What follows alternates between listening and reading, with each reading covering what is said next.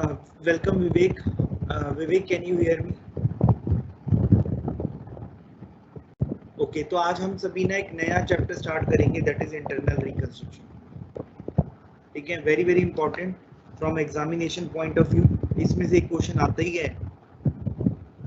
हाँ जी, तो इसका और अमलगमेशन का चॉइस में आ सकता है या फिर इसी का ही अपना आपस में चॉइस में आएगा। ठीक है, तो मैं देख लेता हूँ किसी के और तो कुछ नहीं है।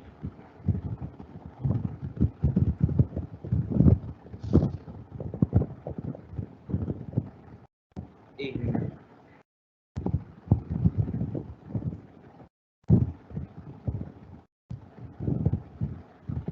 सिमरन good morning,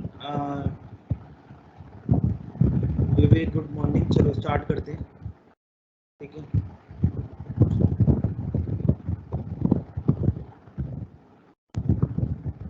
so whether it is visible to all of you? Okay,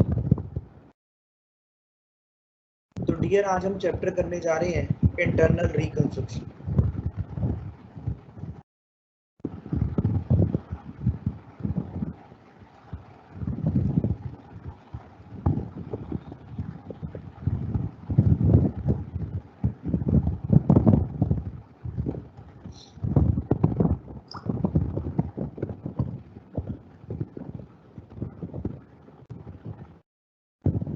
so what is internal reconstruction?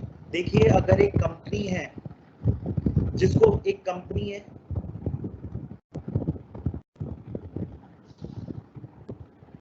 जिसको या तो पास्ट में क्या हो गया डियर, जिसको या तो कब इंटरनल रिकंस्ट्रक्शन होता है, पहले तो हम ये समझे। अगर एक कंपनी है और उसको काफी ज्यादा लॉसेस हो गए हैं, huge losses over a period of time, काफी सालों से इतने ज्यादा लॉसेस हो गए हैं कि कंपनी बर्बाद होने के कगार पर है। दूसरा,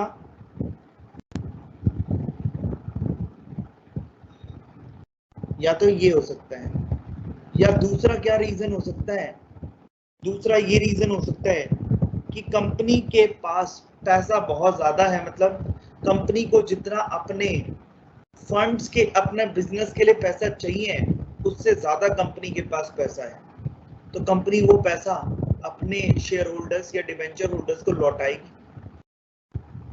हम यहाँ पे कहेंगे ओवर कैपिटलाइजेशन की प्रॉब्लम है।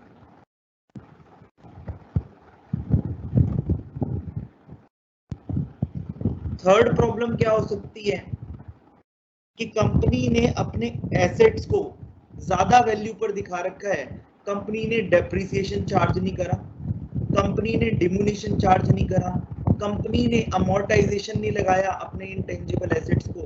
इसका मतलब ओवर वैल्यूएशन है उसके assets, over valuation of fixed assets.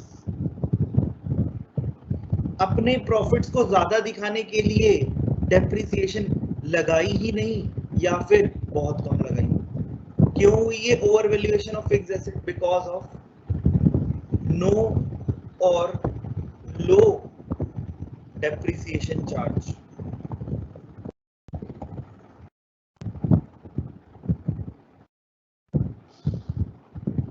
तो जब भी ये केसेस होते हैं, एक कंपनी क्या करती है, इंटरनल रिकंस्ट्रक्शन करती है।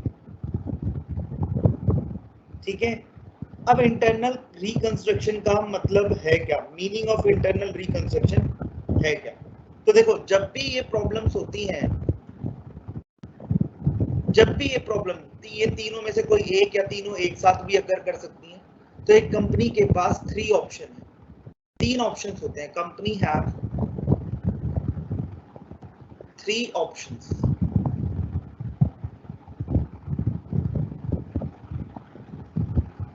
What are these?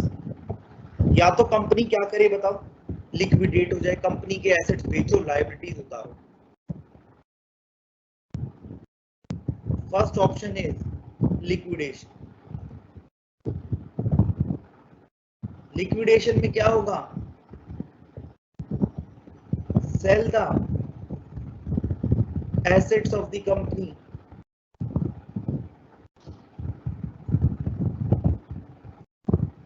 and pay its liability.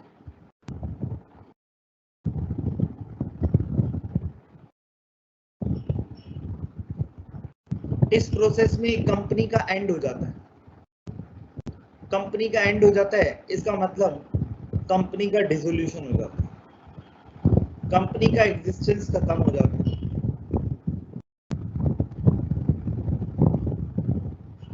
दूसरा क्या रास्ता है कंपनी के पास? डियर, दूसरा रास्ता है कि ये अपने आप को रिकंस्ट्रक्ट कर ले एक्सटर्नली, तो एक्सटर्नल रिकंस्ट्रक्शन है।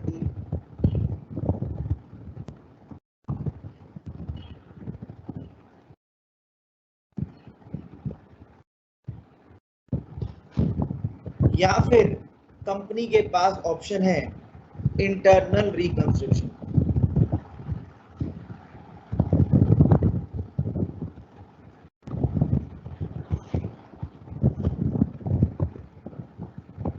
इसमें क्या होता है, कंपनी लिक्विडेट हो जाती है, ओल्ड कंपनी लिक्विडेट हो जाती है,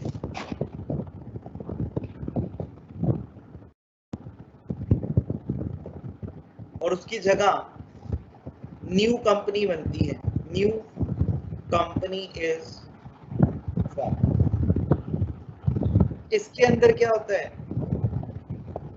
कि कंपनी अपने क्रेडिटर्स और अपने शेयर होल्डर्स के साथ कुछ समझौते करती है। कंपनी क्या करती है, कॉम्प्रोमाइज करती है अपने शेयर होल्डर्स और क्रेडिटर्स के साथ।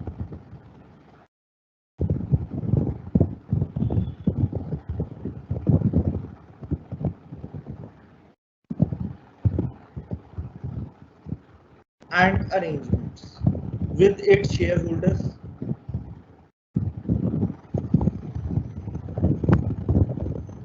तो यहाँ बात आपस में ही कंपनी के शेयर होल्डर्स और क्रेडिटर्स के बीच में ही समझौते हो जाते हैं काफी सारे, उसको हम बोलते हैं इंटरनल रिकंस्ट्रक्शन। अब आप बताएं कि क्या आपको समझ में आ रहा है concept?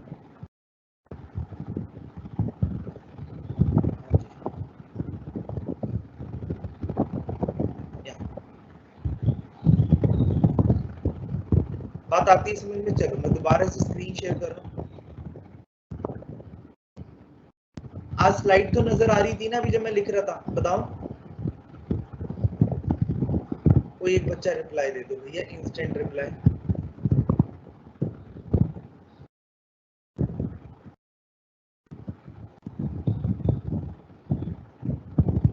Okay, thanks Simran.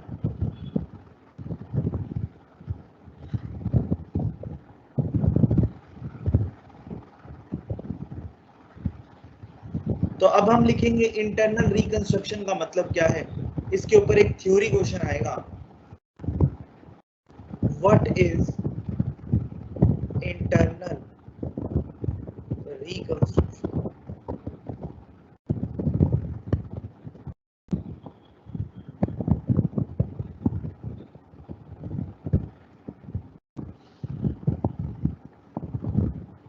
What is internal reconstruction? So इसका मतलब है कि जहां पर मान लो शेयर होल्डर पैसा लगा रहे हैं कंपनी में, शेयर होल्डर्स के भी क्लेम्स है, क्रेडिटर पैसा लगा रहे हैं, क्रेडिटर कंपनी को उधार दे रहे हैं, उनका भी क्लेम है कंपनी के ऊपर, डिबेंचर होल्डर्स पैसा दे रहे हैं, डिबेंचर होल्डर्स का भी क्लेम है।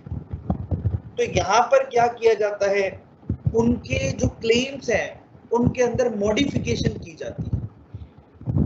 ठीक है, share holders, creditor, debenture holders, bank loans वगैरह, इन सब के जितने भी क्लेम्स है, राइट्स हैं, उनमें थोड़ी थोड़ी क्या करी जाती है, एडजस्टमेंट्स करी जाती है, ताकि ये क्या करेंगे, ये अपने थोड़े थोड़े हक को क्या करेंगे, छोड़ देंगे। शेयर होल्डर्स कुछ पैसा अपना छोड़ देंगे, क्रेडिटर्स कुछ अपनी लायबिलिटीज वेव ऑफ कर देंगे। तो उससे क्या होगा, जो भी कंपनी को ये वेव ऑफ करने से फायदा होगा, उससे कंपनी अपने जो लॉसेस हैं उनको क्या कर देगी, सेट ऑफ कर देगी। यस, सो आप कह सकते हैं it is an arrangement, and arrangement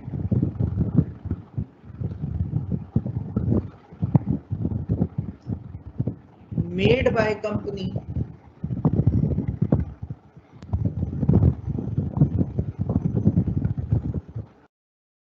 जहां पर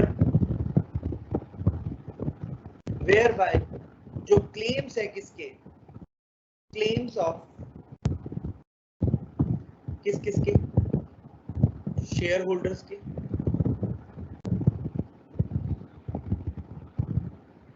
डिबेंचर होल्डर्स के,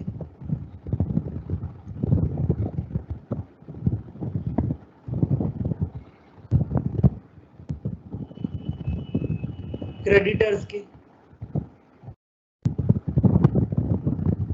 या फिर हम कहें अदर लायबिलिटीज, जो भी कंपनी के ऊपर कर्जे हैं, बैंक लोन वगैरह ये सब, इनको क्या किया जाएगा बताओ, इनको ऑल्टर्ड किया जाएगा,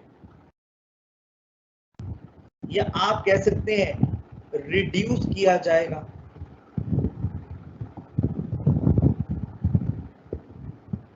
ताकि कंपनी के उससे क्या होगा, ताकि कंपनी के एक्यूमुलेटेड लॉसेस को सेट ऑफ या रिटर्न ऑफ किया जा सके, so that the accumulated losses of the company, जो इतने सालों से लॉसेस चलते आ रहे हैं कंपनी के, कैन बी सेट ऑफ और you can say right of.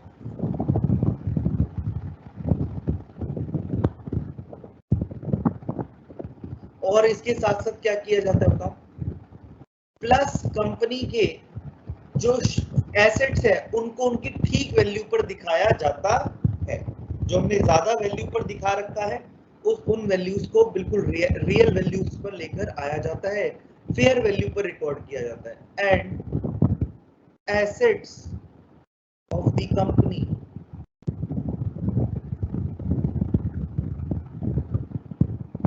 ठीक है are shown at, are valued at their fair price, fair value, ताकि क्या हो, कंपनी के अंदर कोई भी चीज हम ज्यादा ना दिखा सके। एक मिनट रुकना,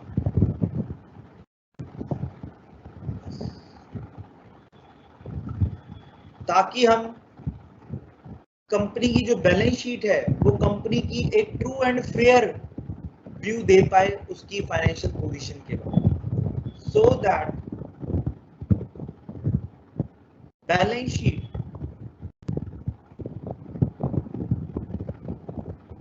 gives a true and fair view।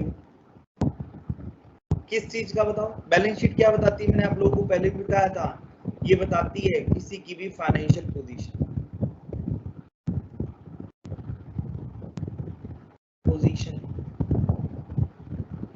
Of the company.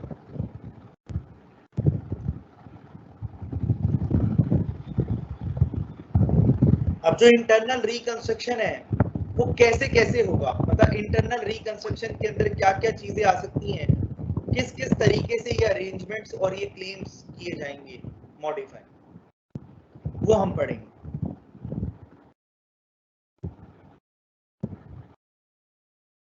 चलिए स्टार्ट करते हैं। तो यहाँ पे next topic is what are the schemes of internal reconstruction, what are the schemes of internal reconstruction.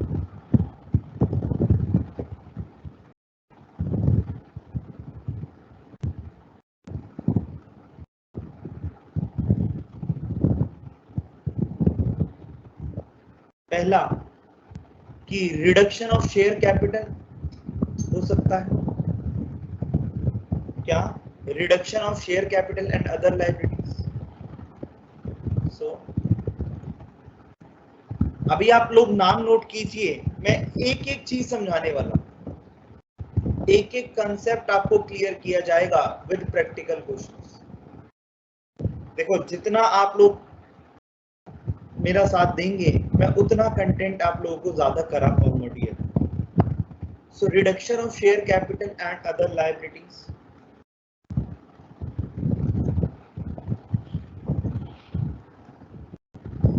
दूसरा क्या हो सकता है, reorganisation, reorganisation,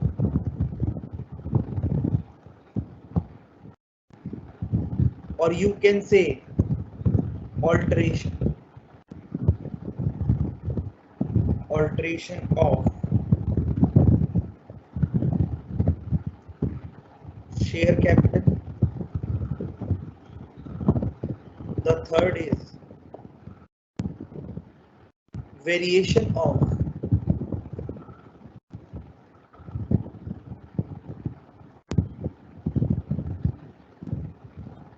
shareholders rights,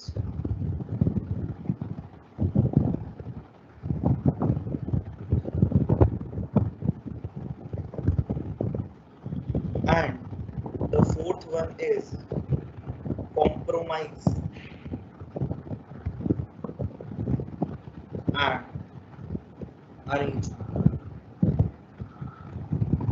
and the last one is surrender of shares, surrender of shares.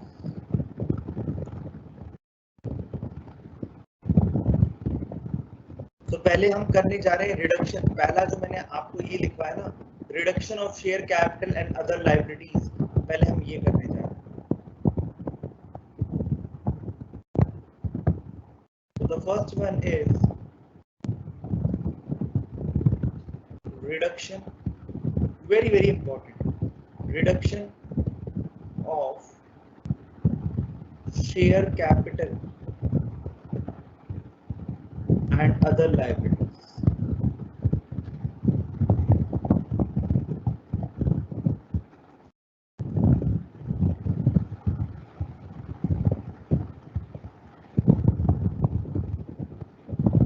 So यहाँ पर क्या है, ये एक ऐसा अरेंजमेंट है जहां पर जो कैपिटल है, ठीक है, देखो पहले हम लिख लेते हैं फिर मैं आपको समझा देता हूँ। पहले मैं आपको इसकी थ्योरी लिखवा देता हूँ फिर मैं आपको समझा देता हूँ, ठीक है। लिखो, क्योंकि मैंने समझा दिया तो फिर मैं आपको लिखवा नहीं पाऊंगा। So यहाँ पर the capital of shareholders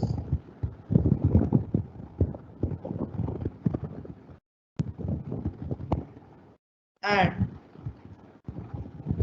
claims of the creditors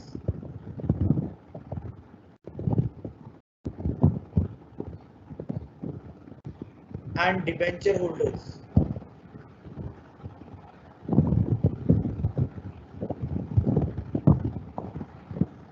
are reduced, are reduced, ठीक है। अब मैं आपको यहाँ पर एक बात बताना चाहता हूँ कैसे होगा ये। मान लो एक कंपनी है और ये कंपनी की बैलेंस शीट दे रखी, कंपनी के एसेट्स, फिक्स एसेट दिखा रखे हैं 300 करोड़, कंपनी के पास करंट एसेट है 100 करोड़, कंपनी के पास शेयर कैपिटल है कितने की,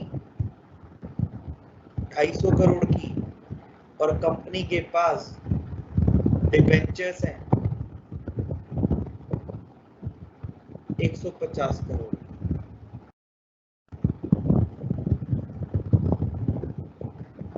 करोड़ 400 करोड़।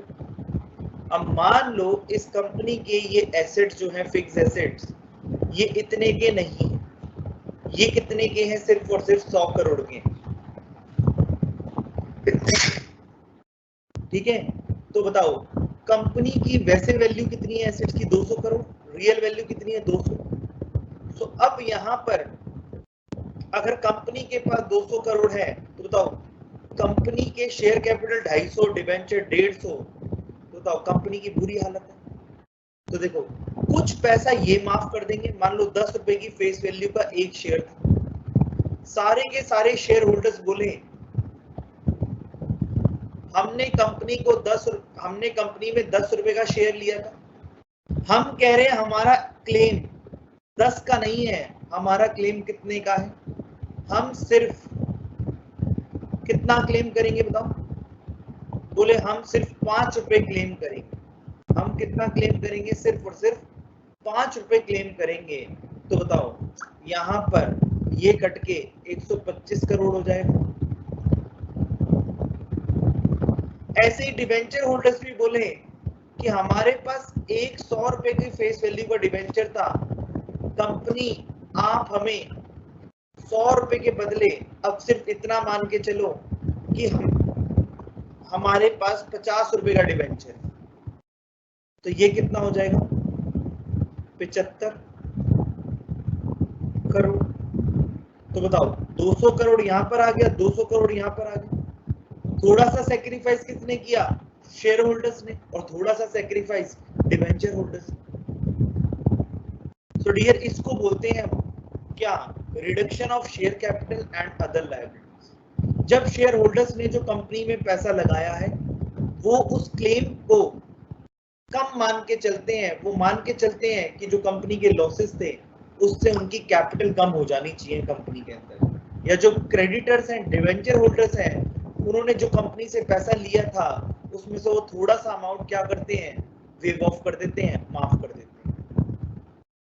हाँ जी, अब मैं ये स्लाइड हटा रहा हूँ और आप लोगों से पूछ रहा हूँ क्वेश्चन एंड आंसर सेशन में कि आप लोगों को समझ में तो आ रहा है ना।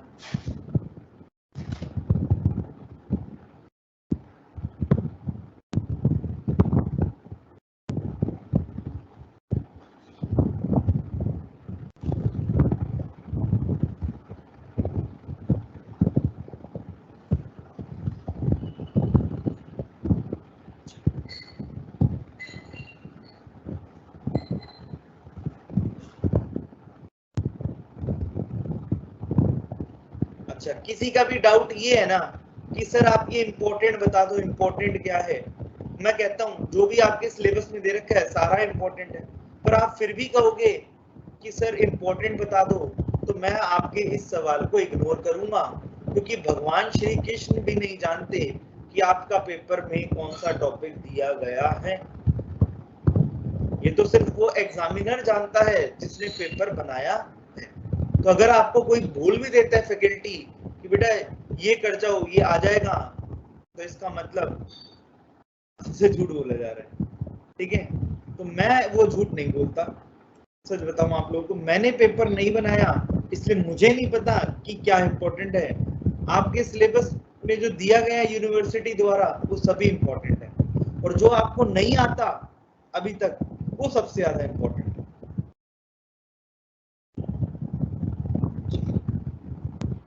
तो अब यहाँ पर क्या होगा, इसी के अंदर हमें पढ़ना है आगे, ये जो ऑल्टरेशन है बताओ क्या।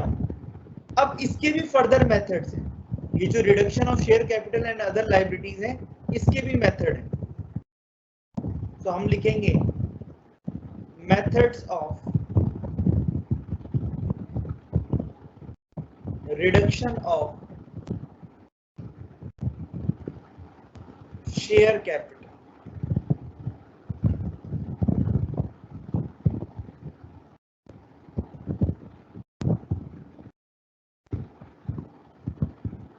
तो पहला मेथड है कि आप क्या कर रहे हैं, आप सिर्फ और सिर्फ रिड्यूस कर रहे हैं किस चीज को, पेड अप वैल्यू। पहला मेथड है reduction in paid up value only, paid up value only. जैसे कि मान लो कि जो शेयर होल्डर्स है, फॉर एग्जांपल यहाँ पे आपको प्रैक्टिकल एग्जांपल लिखवा रहा हूँ, for example share holders agree कर गए कंपनी के साथ क्या, to reduce the paid up value, to reduce the paid up value from rupees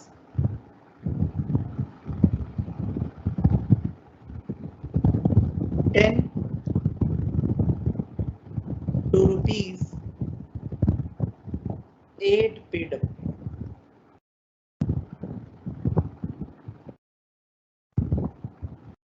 ठीक है, पर शेयर। तो यहां पर क्या हुआ है, जैसे मान लो एक कंपनी के अंदर, a company have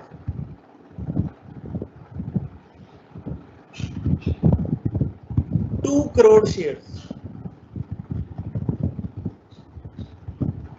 of rupees 10 each।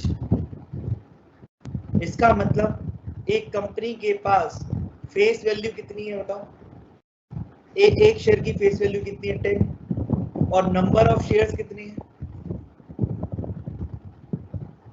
2 crore. अब ये कंपनी में मान लो जो शेयर्स थे अभी तक फुल्ली पेड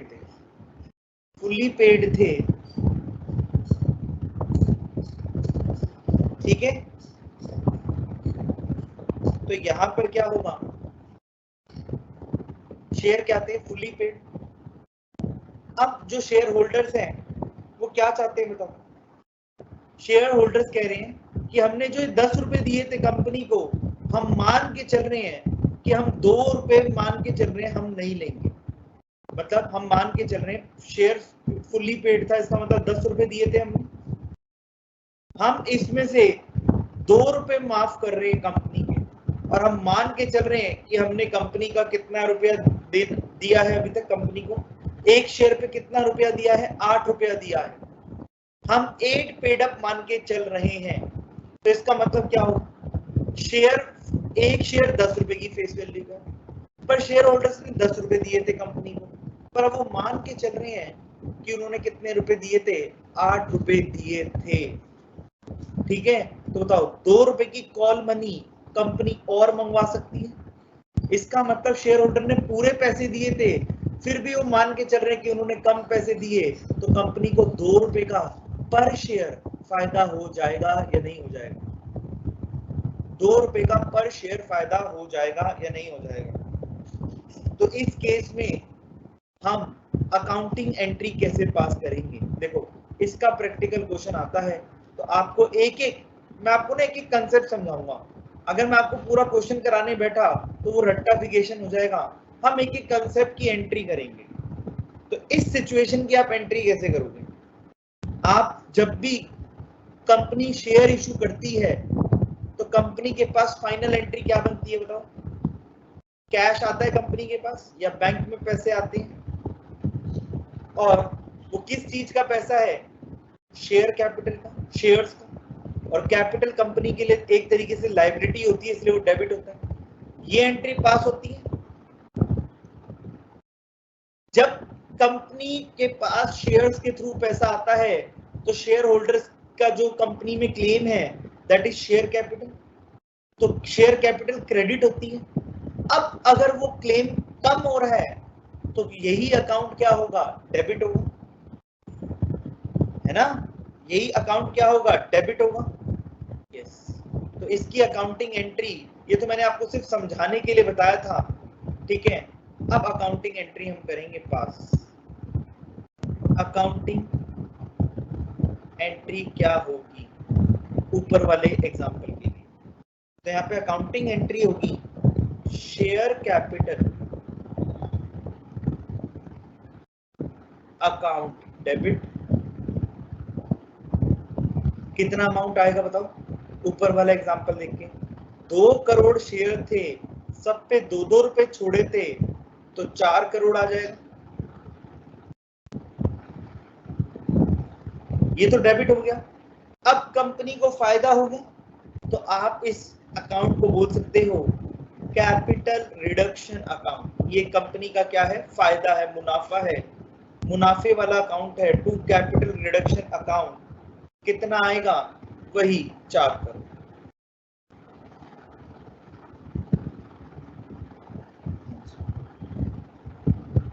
ठीक है, तो बताओ क्या हमने यहाँ पे नॉमिनल वैल्यू को चेंज किया, क्या हमने ये जो नॉमिनल वैल्यू थी इसको चेंज किया, नहीं।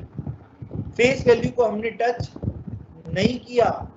अगर हमने टच नहीं किया तो बताओ कंपनी इस केस में फ्यूचर में 2 रुपए और मंगवा सकती है, हाँ मंगवा सकती है, क्योंकि शेयर 10 का है और अब हम मान के चल रहे हैं 8 रुपीज पेड अप। तो आप लिख सकते हो हियर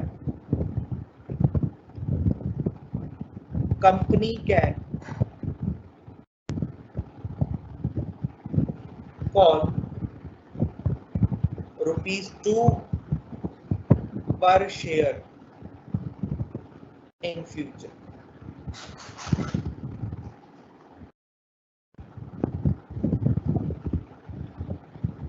आप बताएंगे आपको बात समझ में आ रही है या नहीं।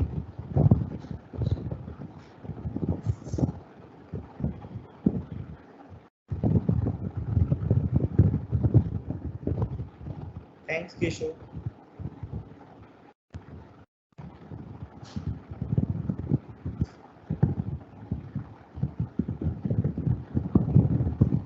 हाँ, अगर वो अपनी लायबिलिटी, अगर मान लो शेयर होल्डर्स अपना क्लेम माफ कर रहे हैं तो ये कंपनी के लिए फायदा है, शेयर होल्डर्स के लिए लॉस। हम अकाउंटिंग किसकी कर रहे हैं, कॉर्पोरेट अकाउंटिंग पढ़ रहे हैं ना, हम शेयर होल्डर्स की अकाउंटिंग कर रहे हैं या कंपनीज की अकाउंटिंग कर रहे हैं, पहले तो मुझे ये बताओ। कंपनीज की अकाउंटिंग कर रहे हैं ना, we are the accountants for the company. चलिए नेक्स्ट पे चलते हैं दोबारा से।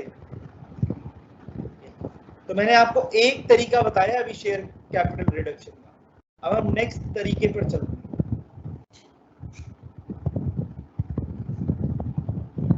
So the next is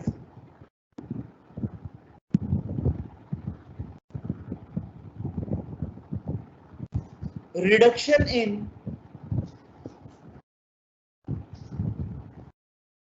both, second method है both क्या, nominal and paid up value, paid up value. इसका मतलब यहां पर क्या होगा, फेस वैल्यू भी कम की जाएगी और पेड अप वैल्यू भी। मान के चलते हैं, वही एग्जांपल लेके चलते हैं कि कंपनी के पास हाँ 10 रुपए की फेस वैल्यू,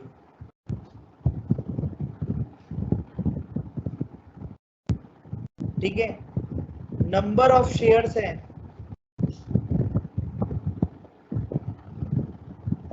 5 करोड़,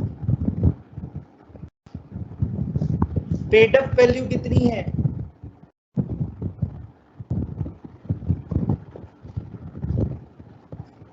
10 रुपए। और हमने यहां पे शेयर होल्डर्स से पूछा, शेयर होल्डर्स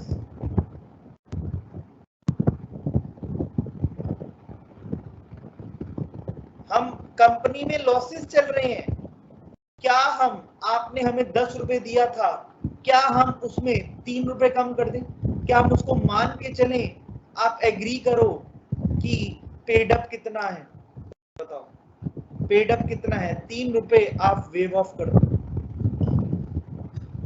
मान के चलो पेड अप कितना है, 7 रुपए। शेयर होल्डर्स बोले कोई बात नहीं। अब बताओ फेस वैल्यू कितने की है, 10 की, फेस वैल्यू कितने की है, 10 की। शेयर होल्डर बोले इसका मतलब हमें 3 रुपए और देने पड़ जाएंगे, बोले ऐसा ना करो, ये तो बर्बाद कंपनी है, हम पहले से ही अपना हक छोड़ रहे हैं और अब हम और पैसा नहीं लगा सकते इस कंपनी में, अब तुम हमसे कॉल मंगवा लोगे, 3 रुपए और मंगवा लोगे, बोले ऐसा मत करो। तो कंपनी को पता था कि शेयर होल्डर्स नाराज हो जाएंगे, तो कंपनी ने कहा चलो ठीक है, हम आपसे फ्यूचर में कुछ पैसा नहीं मंगवाएंगे, पर आप मान के चलो कि पेड अप वैल्यू कितनी है, 7। तो कंपनी बोली ठीक है, हम फेस वैल्यू को भी कम कर देते हैं 3 से, हम फेस वैल्यू को भी 3 से कम कर देते हैं, 7 कर देते हैं। अब डियर आप एक बात बताओ, जब किसी शेयर की फेस वैल्यू चेंज करी जा रही है, इसका मतलब पूरा का पूरा शेयर ही चेंज हो गया। 10 रुपए वाला शेयर 7 रुपए का हो गया, फेस वैल्यू चेंज हो गई, बताओ शेयर की। तो यहाँ पे कंपनी क्या करेगी, 10 रुपए वाले शेयर्स ले लेगी और नए वाले शेयर्स इशू कर देगी, है ना। तो यहाँ पर क्या होगा बताओ, तो कंपनी पुराने वाले पूरे शेयर्स ले लेगी और नए वाले दोबारा से शेयर्स दे देगी। तो यहाँ पर हम डिफरेंस की एंट्री नहीं करेंगे। देखो यहाँ पर क्या हुआ था, कंपनी ने शेयर लिए नहीं थे, कंपनी ने सिर्फ जो डिफरेंस था 2 रुपए का, उसको शेयर, उससे शेयर कैपिटल अकाउंट को क्या कर दिया था, ऊपर में डेबिट कर दिया था। अब कंपनी कहेगी भूल जाओ, अब अकाउंटिंग एंट्री कैसे होगी बताओ, अकाउंटिंग एंट्री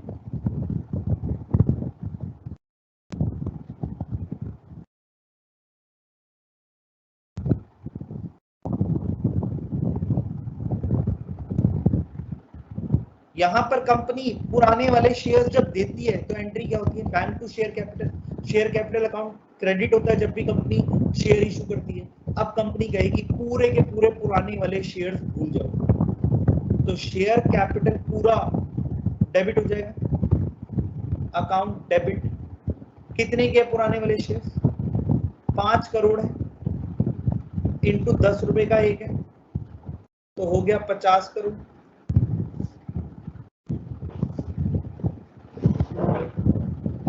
टू, कंपनी क्या करेगी, नए वाले शेयर्स देगी। टू, शेयर कैपिटल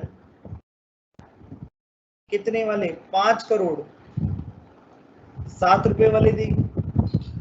7 रुपए वाले फुली पेड अप, क्योंकि 7 रुपए की फेस वैल्यू है, 7 रुपए ही पेड अप है। तो यहां पर कितना आ जाएगा, 3.5 करोड़, और 1.5 करोड़ का जो कंपनी को फायदा हुआ है, that will go under capital reduction account.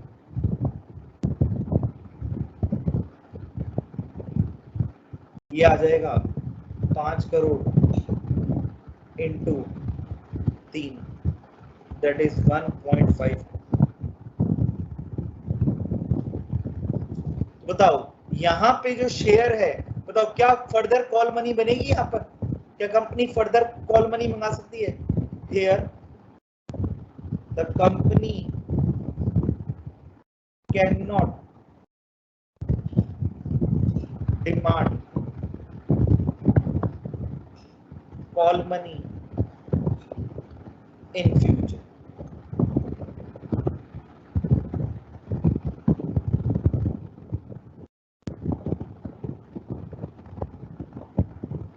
एक बार मैं देख लो आप लोग के डाउट्स हो।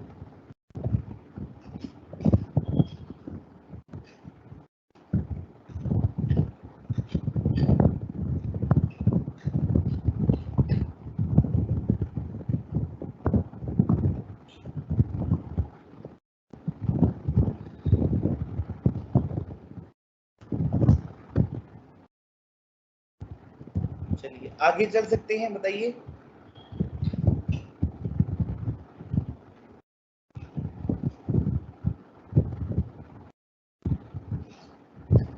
हाँ जी, ओके, थैंक्स सिमरन।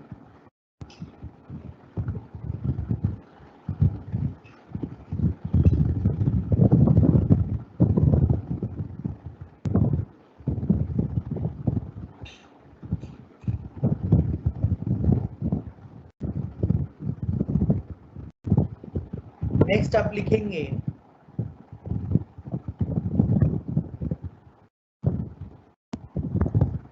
क्या,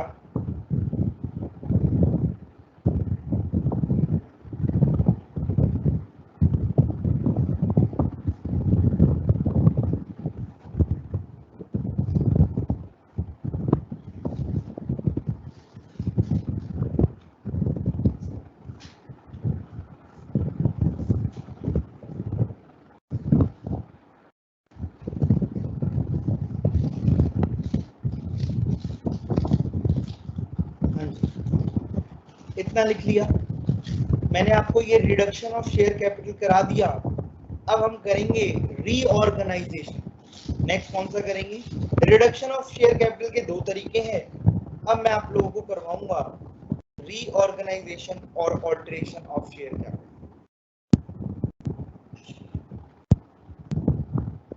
तो आप लिखेंगे, हेडिंग डालेंगे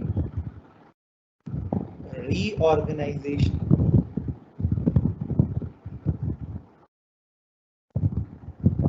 एंड ऑल्टरेशन ऑफ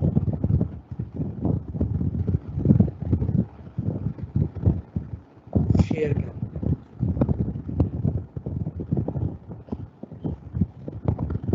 इसमें क्या होगा?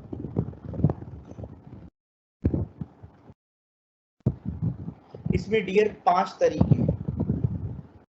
सबसे पहला, कंपनी क्या करेगी? फ्रेश शेयर्स इशू करेगी। क्या करेगी? फ्रेश शेयर्स इशू कर सकती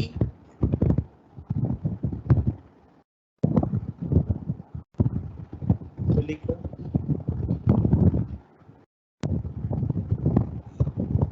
increase the share capital by issue of fresh shares. The next is, ठीक है, अगर मान लो कुछ शेयर्स, क्या होता है आपको बताया था, जैसे मान लो कंपनी ने 2 करोड़ मार्केट के अंदर शेयर्स निकाले और आपको एक कंसेप्ट पता होगा, होता है मिनिमम सब्सक्रिप्शन। कंपनी को 90% एप्लीकेशन आएगी तभी कंपनी उस इशू को, उस पर्टिकुलर ऑफर ऑफ शेयर्स को इंप्लीमेंट कर सकती है, शेयर इशू कर सकती है। अगर 90% से कम शेयर्स के लिए एप्लीकेशन आती है तो कंपनी को वो शेयर इशू क्या करना पड़ेगा? रिजेक्ट करना पड़ेगा। मतलब वो शेयर इशू क्या हो जाएगा? वॉइड हो जाएगा और कंपनी के पास जो भी पैसा आया है वो वापसी करना पड़ेगा। मान लो एक कंपनी है, उसने 2 करोड़ शेयर्स मार्केट में निकाले और एप्लीकेशंस आई 1.9 करोड़ के लिए, तो दैट इज 95% में सब्सक्रिप्शन आ गई, मिनिमम सब्सक्रिप्शन हम पार कर गए। कंपनी शेयर इशू कर देगी, 1.9 करोड़ शेयर्स लोगों को इशू कर देगी। अब 10 करोड़ जो शेयर्स हैं वो, sorry 10 lakh share, sorry 10 lakh जो शेयर्स हैं, 2 crore minus 1.9 crore, that is 10 lakh shares unissued है, अभी इशू नहीं करेगा। अब कंपनी को लगता है कि कंपनी को और इशू करना ही नहीं है, तो कंपनी उन अनइशूड शेयर्स को क्या कर देगी? कैंसिल कर देगी। इसका मतलब वो फ्यूचर में इशू होंगे। तो the next is, company share capital कम कर देगी, decreasing the share capital by cancelling the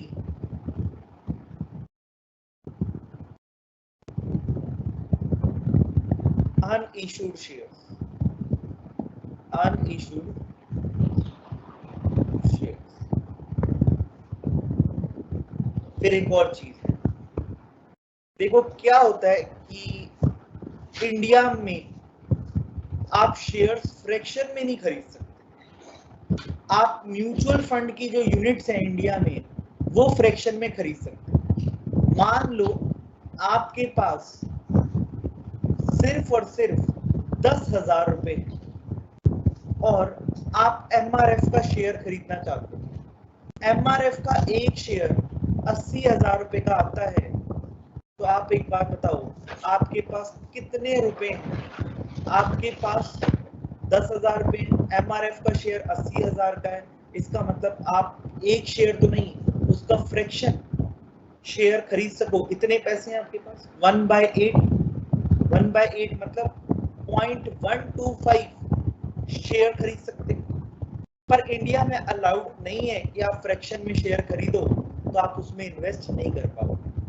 लेकिन यूएस में ये चाल चलन है कि आप वहां पे फ्रैक्शन में शेयर्स खरीद सकते हो। तो इसीलिए कंसेप्ट लाया गया स्टॉक का। क्या अगर शेयर्स को हम स्टॉक में कन्वर्ट कर देते हैं तो डियर आप स्टॉक्स को किस में खरीद सकते हो? फ्रैक्शन में खरीद सकते हो। किस में खरीद सकते हो? फ्रैक्शन में खरीद सकते हो। ठीक है, चाहे आप 100 रुपए लगाओ, फिर 200 रुपए लगाओ, 1000 रुपए लगाओ, 500 रुपए लगाओ, जितने मर्जी, उतना फ्रैक्शन आपके पास आ जाएगा स्टॉक में। So dear next is conversion of shares into stock and vice versa। या तो स्टॉक को शेयर्स में कन्वर्ट करना या शेयर्स के बदले स्टॉक लेना देना, that is conversion of stock into shares and vice versa। So the third category is conversion of shares into stock। ये वो इन्वेंट्री वाला स्टॉक नहीं है, ठीक है, एंड वाइस वर्सा।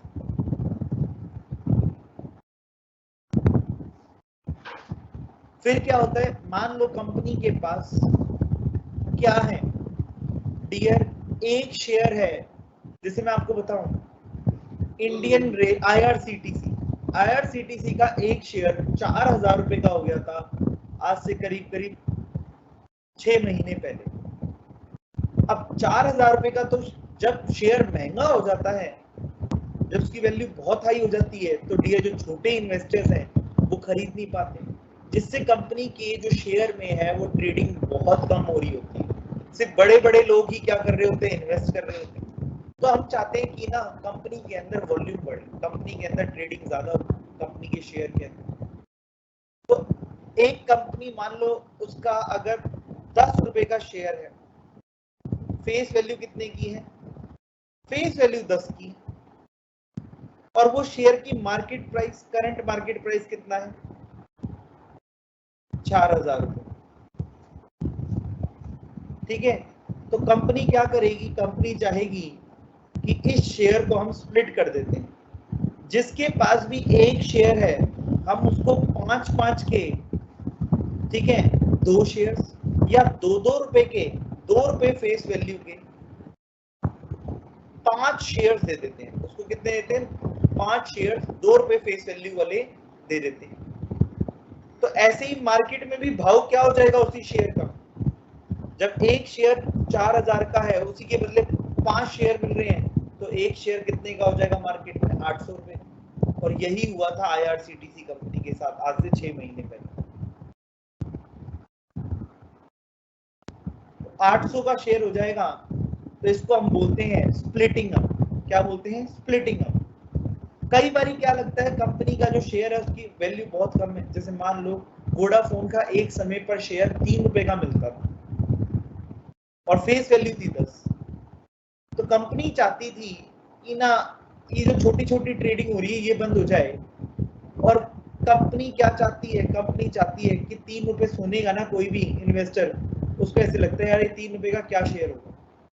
तो कंपनी उस केस के अंदर एक 10 रुपए की फेस वैल्यू के शेयर को, ठीक है, मान लो 5 शेयर्स के बदले कंपनी 5-10 रुपए की फेस वैल्यू के शेयर्स के बदले कंपनी एक शेयर देना चाहती है, कितने का?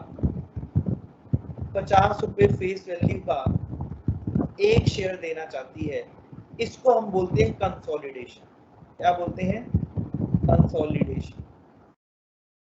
और इस वाले कंसेप्ट को हम क्या बोलते हैं? Splitting of, split.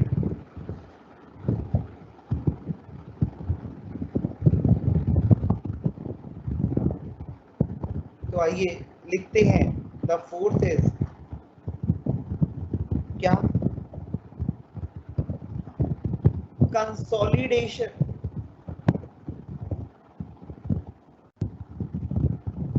of shares of similar amounts into shares of larger amount.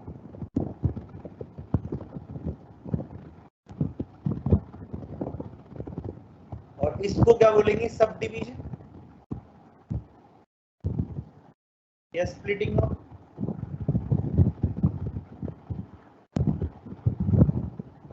तो द फिफ्थ वन इज, लिखिए क्या, sub division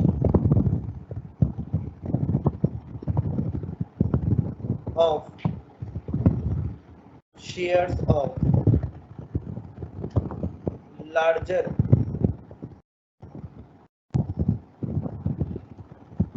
amount into shares of smaller amount.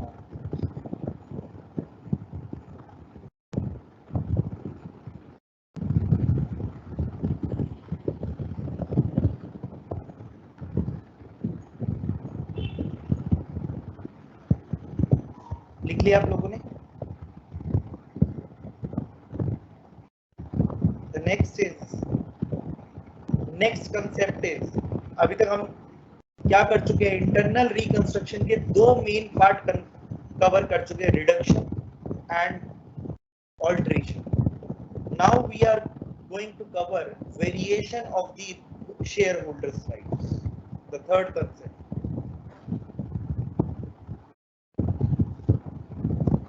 Variation of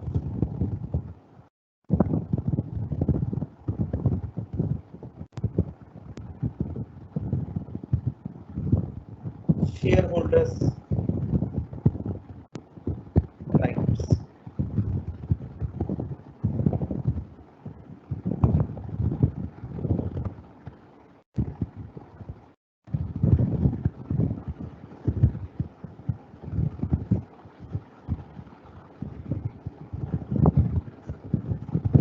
तो कई बार क्या होता है, जनरली जैसे कि आपके जो प्रेफरेंस शेयर होल्डर्स होते हैं, ठीक है, वो भी तो शेयर होल्डर है, और प्रेफरेंस शेयर होल्डर्स को बोला जा रहा है आपको 12% डिविडेंड दिया जाएगा. मान लो कंपनी कह रही है अब कंपनी की हालत खराब हो गई, बोलिए अब हम 10% देंगे, 8% देंगे, है ना?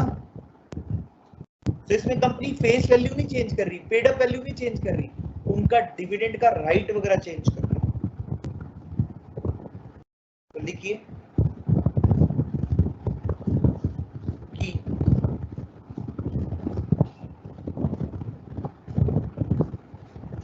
here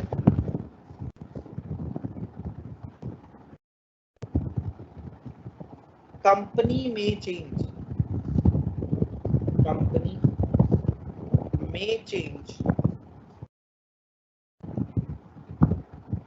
the rate of dividend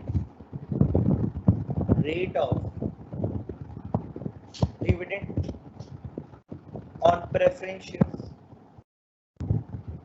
क्योंकि इक्विटी वालों का तो कोई फिक्स रेट होता ही नहीं.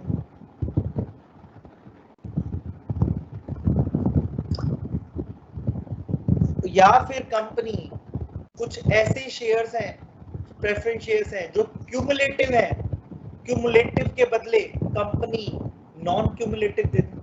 मतलब अगर कंपनी के पास, क्यूमुलेटिव में क्या होता है, अगर कंपनी के पास इस साल प्रॉफिट नहीं है, कंपनी ने उनको डिविडेंड दिया नहीं या कम डिविडेंड दिया, तो जो भी उनका अनपेड डिविडेंड है वो इकट्ठा हो जाएगा, क्यूमुलेट हो जाएगा, और जब कंपनी के पास फ्यूचर में प्रॉफिट होगा तब कंपनी को पे करना होगा. तो और नॉन क्यूमुलेटिव में कंपनी के पास अगर प्रॉफिट है तो कंपनी उतना ही देगी, और अगर जो उनको अनपेड डिविडेंड है जो उनका, वो क्यूमुलेट नहीं होगा, वो उनको हमेशा के लिए भूल जाना होगा. तो लिखिए दूसरा, कंपनी और क्या कर सकती है, और कन्वर्ट क्यूमुलेटिव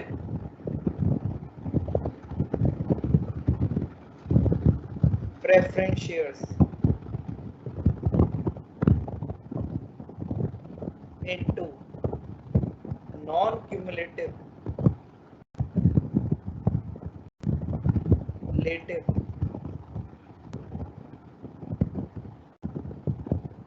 preference shares।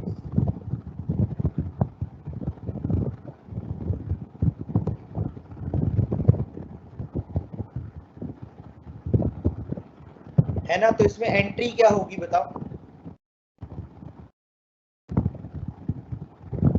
इसमें एंट्री क्या होगी ऐसे अगर कंपनी ऐसा करती है तो। जैसे जब कंपनी क्या कर रही है, चेंज कर रही है for change in rate of dividend, अगर डिविडेंड का रेट बदल रही है तो अकाउंटिंग एंट्री अलग होगी पास,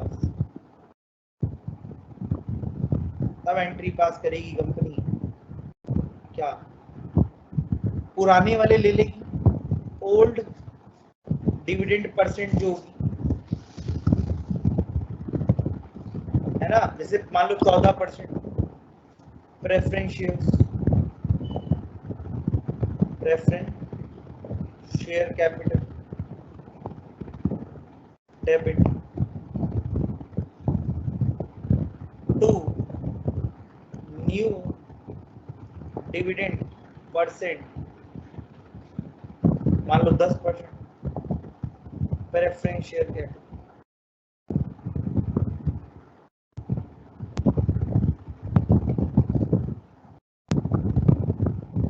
ऐसे ही कंपनी क्या कर रही है, कन्वर्ट कर रही है क्यूमुलेटिव को नॉन क्यूमुलेटिव में, तब एंट्री क्या पास होगी। तो लिखो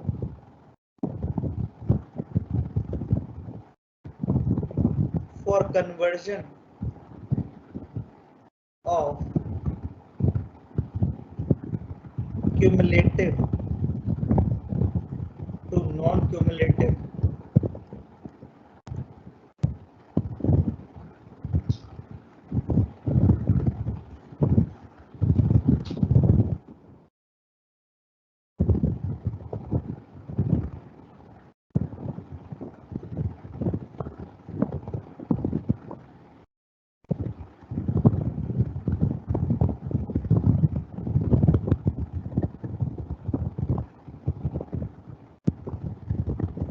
है ना, तो conversion of cumulative to non cumulative, तो यहाँ पर क्या हो जाएगा, एंट्री पास होगी, उनसे क्यूमुलेटिव वाले ले ली जाएंगे, तो यहाँ पे लिखेंगे क्यों, मान लो क्यूमुलेटिव वाले डेबिट हो जाएंगे, cumulative preference share capital account debit to non cumulative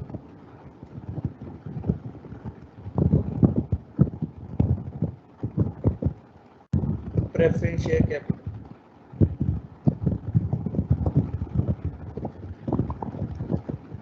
आती है बात समझ में। The fourth one is variation करा दिया मैंने आपको, अब द फोर्थ वन इज, अच्छा मैं आप लोगों से एक बार पूछ लूं कि आप लोगों को समझ में आ रहा है या नहीं आ रहा, ठीक है।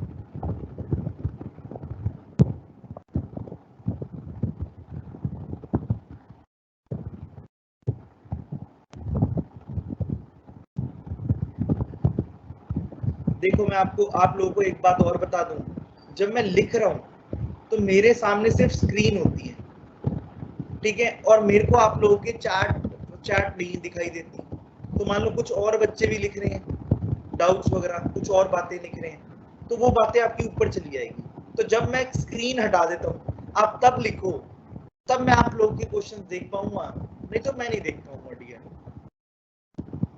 और आपको लगता है कि मैं इग्नोर कर रहा हूँ।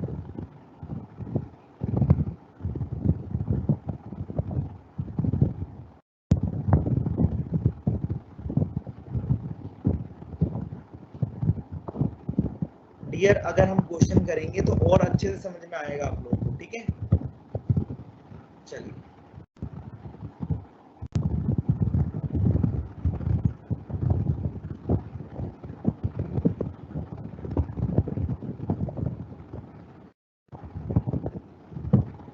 The fourth one is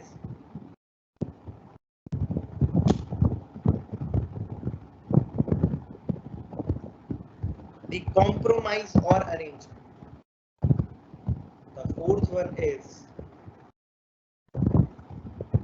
compromise or arrangement.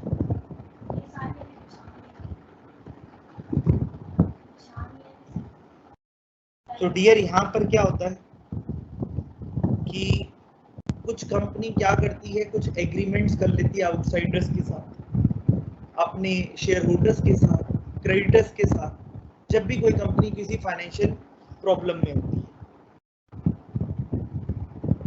ठीक है। तो इसकी कोई, हाँ लिखो,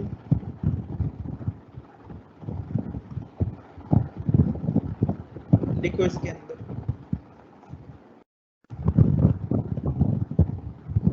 तो ये क्या है, ये एक तरीके का एग्रीमेंट है। It is an agreement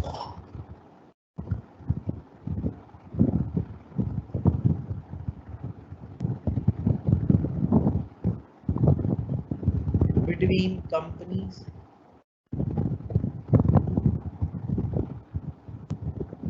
and its members, its shareholders, ऐसे लिख सकते हैं, its shareholders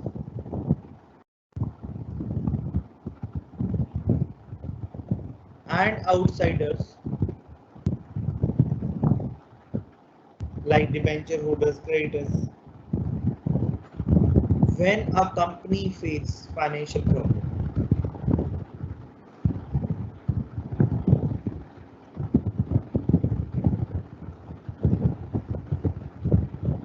Financial problem, ठीक है। तो ये एग्रीमेंट जो हम है इन एंट्री से समझ सकते हैं, इनकी अकाउंटिंग एंट्री कराता हूँ, फिर आपको एक एक चीज समझ में आ जाएगी।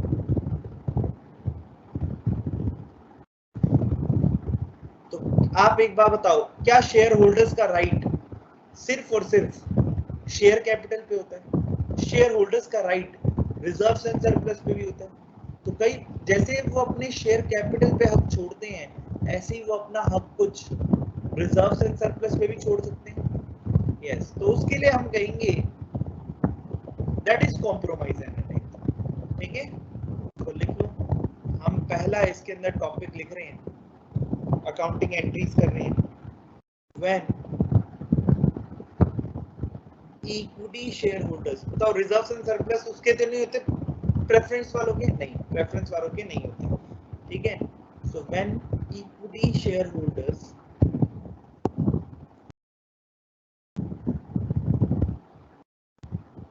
give up right to accumulated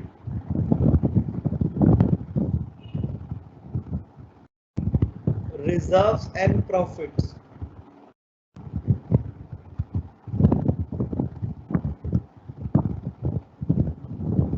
तब एंट्री क्या होगी, बताओ।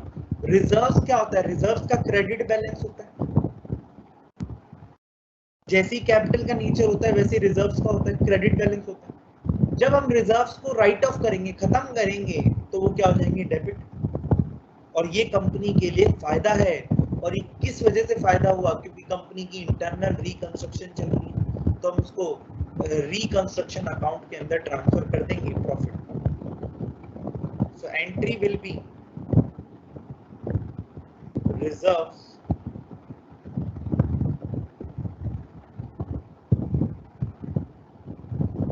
account debit to reconstruction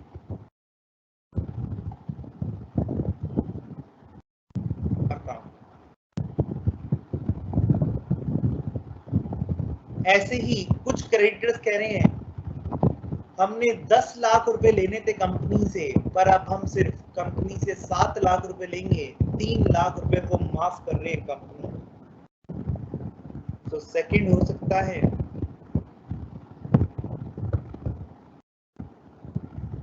क्या लिखिए, सेटलमेंट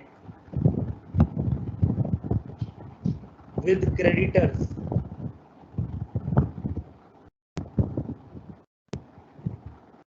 in lesser amount,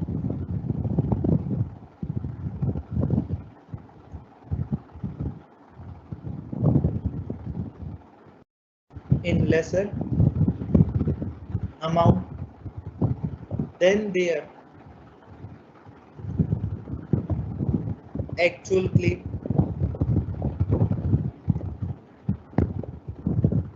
तो यहाँ पर क्या होगा बताओ, हम कहेंगे हमारी जो आउटसाइड लाइबिलिटीज हैं या हम क्रेडिटर्स पैसा देना आउटसाइड,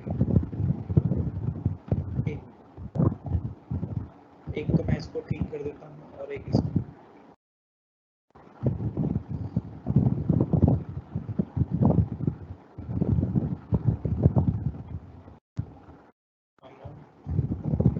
आउटसाइड लाइबिलिटीज या जो क्रेडिटर्स का पैसा देना है, डेबिट टू, बताओ क्या, रिकंस्ट्रक्शन, जितना उन्होंने माफ किया, जितना उन्होंने माफ किया। अब डियर, अब हम एक क्वेश्चन करेंगे, लॉन्ग क्वेश्चन करेंगे, प्लीज आप लोग मेरा साथ देंगे, ठीक है? आप प्लीज अब थोड़ा सा नोटिंग थोड़ा फास्ट करेंगे प्लीज, ओके? बोलो, तभी हम उसका सॉल्यूशन भी कर पाएंगे। हम 10 मिनट के अंदर क्वेश्चन क्या कहते हैं नोट करेंगे और बाकी टाइम में हम क्या करेंगे, क्वेश्चन सॉल्व करेंगे। So are you all with मी?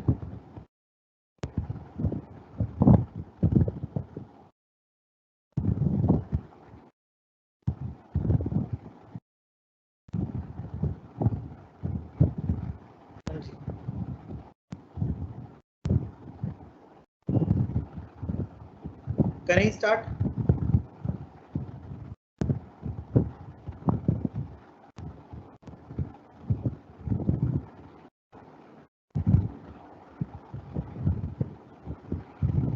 अब हम दोबारा नोटिंग करने जा रहे हैं, ठीक?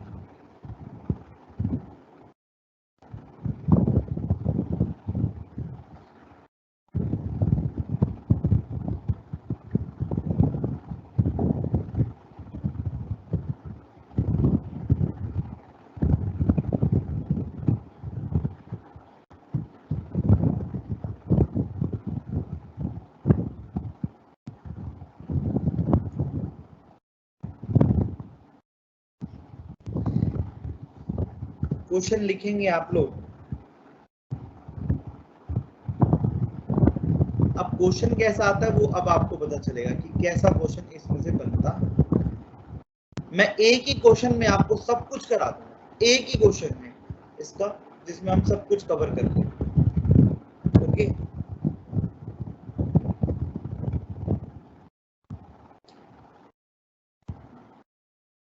लिखिए question,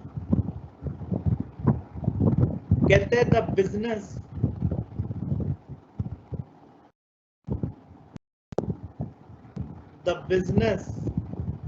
of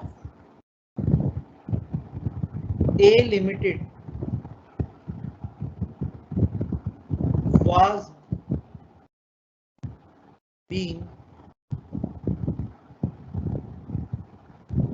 carried on continuously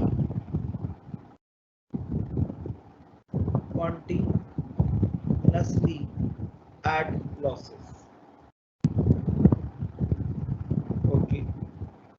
और आपको बैलेंस शीट दे रखी है उसकी,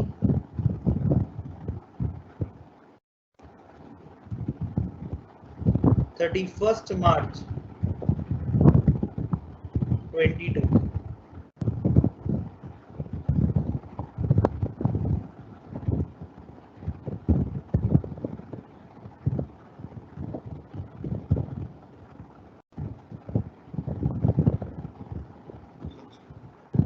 यहां पर आप लिखेंगे लायबिलिटीज,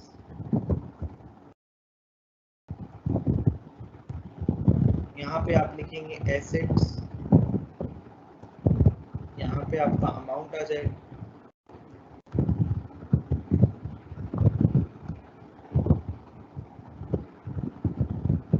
पहले हम लाइन आइटम्स लिख लेते हैं, फिर अमाउंट लिख लेते हैं, ठीक है।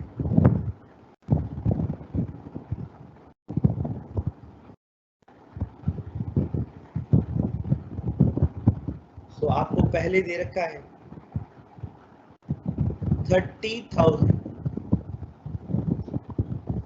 इक्विटी शेयर्स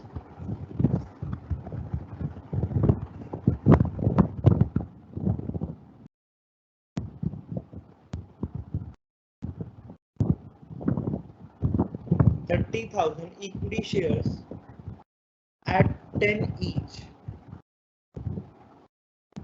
कितना हो जाएगा अमाउंट बताओ? 3 लाख रुपए, सॉरी गलत हो गया अमाउंट, हाँ 3 लाख, ठीक है। नेक्स्ट 2000 8% क्यूमुलेटिव वाले प्रेफरेंस शेयर्स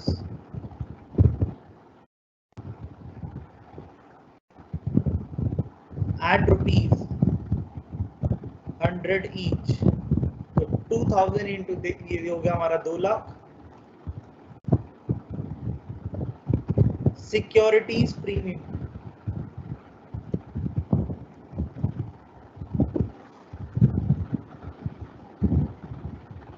कितना? 90,000। Unsecured loan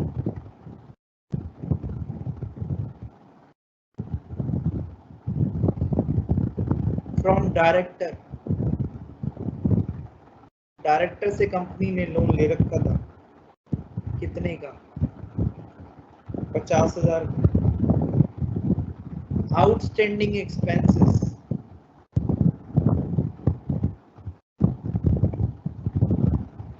70,000। इस आउटस्टैंडिंग एक्सपेंसेस में तनख्वाह भी थी, मतलब सैलरीज वगैरह भी थी, इंक्लूडिंग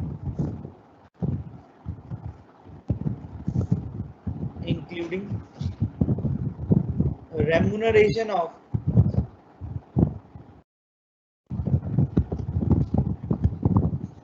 ₹20,000।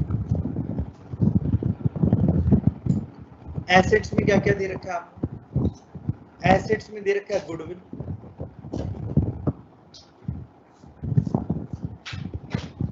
₹50,000। प्लांट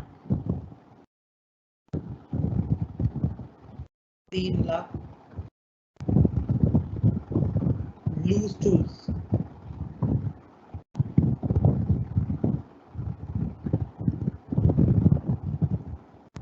10,000।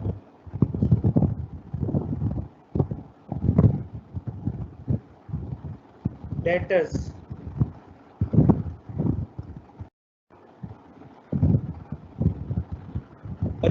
2,50,000। लिखेंगे स्टॉक 1,50,000। और cash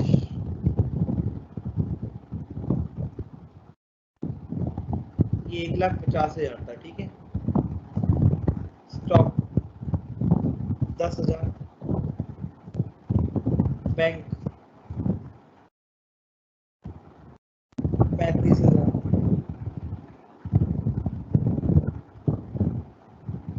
preliminary expenses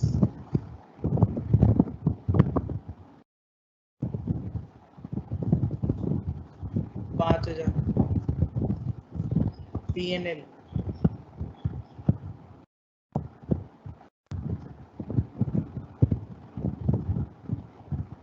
2 lakh. Total हो गया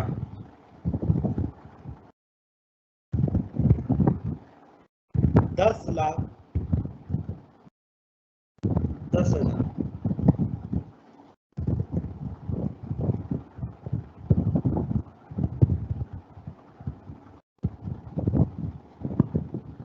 ठीक है। अब मैं आपको ना एडजस्टमेंट एक एक करके लिखवाऊंगा और एक एक का हम क्या करेंगे, ट्रीटमेंट करेंगे। ठीक है, एक एक का ट्रीटमेंट करेंगे। पहले आप बताओ, या आपको समझ में आ रहा है, नहीं आ रहा? उतार लिया आप लोगों ने क्वेश्चन?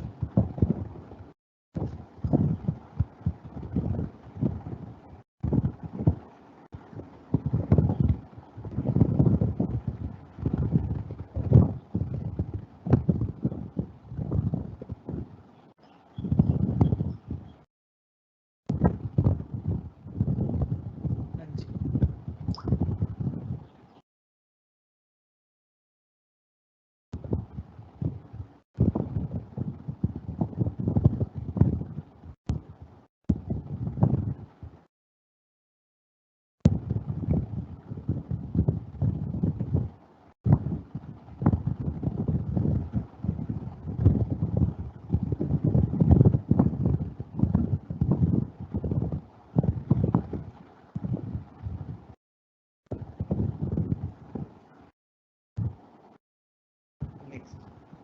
डियर, अगर आप लोग पूछोगे कि एग्जाम ऑनलाइन होंगे ऑफलाइन लिंक होंगे, इसका मेरे को कोई आइडिया ही नहीं है, तो मैं इसका आप लोगों को जवाब दे ही नहीं सकता, क्योंकि मैं एसक्यूएल के एडमिन में नहीं हूँ, मैं एक फैकल्टी हूँ। मुझे कंसेप्ट आता है, कंसेप्ट समझा सकता हूँ। ठीक है, पेपर ऑनलाइन हो ऑफलाइन हो उसका मेरे को आइडिया नहीं, पर आपको फिर भी वही क्वेश्चन पूछने। अभी हम कुछ और मेन डिस्कशन कर रहे हैं, आप दूसरी क्लासेस को बीच में ले आ रहे हो, फिर ना तो वो पुरानी वाली चीज पूरी हो पाएगी ना ये चीज पूरी हो पाएगी, और फिर इस क्लास की बात को अगली क्लास में लेके चलना आप लोग।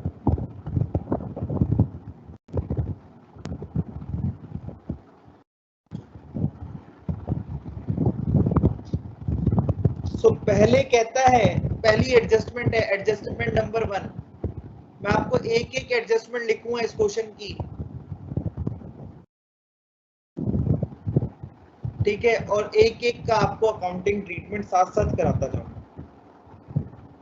ठीक है, पहला क्या कह रहे हैं, इक्विटी शेयर्स इन एडजस्टमेंट की एंट्रीज पास करनी है आपको एग्जाम के अंदर। कहता है equity shares to be converted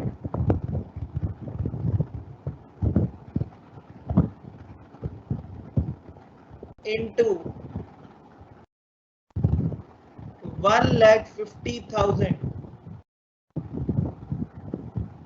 shares of rupees two each. पहले आप ये देखो हमारे पास इक्विटी शेयर्स कितने हैं बैलेंस शीट,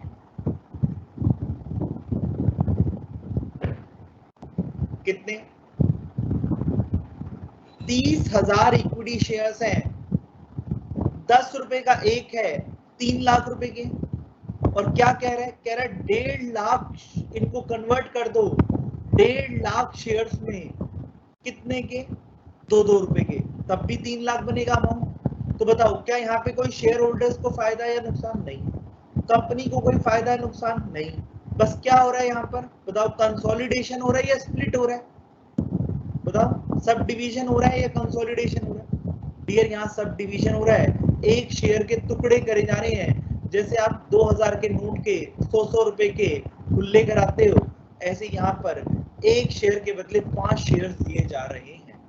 तो इसकी एंट्री क्या होगी, चलिए वो कर लेते हैं।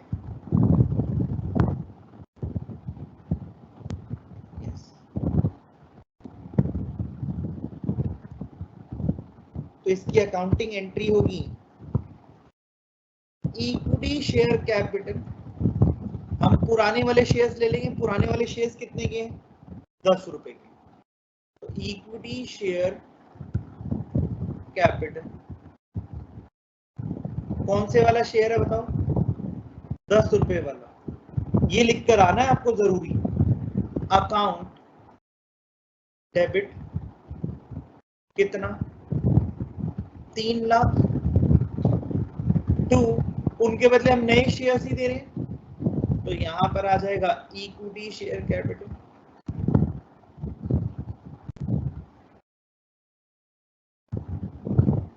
कितने वाले शेयर दे रहे हैं? 2 वाले, 1.5 लाख दे रही है, तो यहां पर हमारा अमाउंट फिर से कितना आ जाएगा? 3 लाख, है ना। और यहां पर लिखेंगे being sub division of 1 share of ₹10 to 5 shares of ₹2 each। हाँ जी,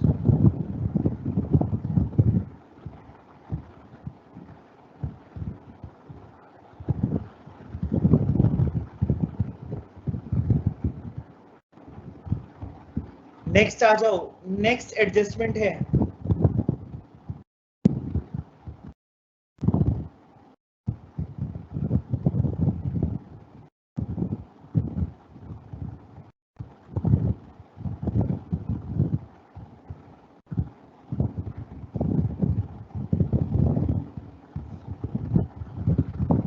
equity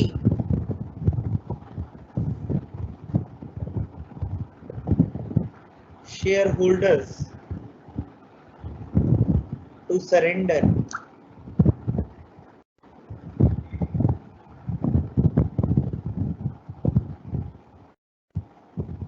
to the company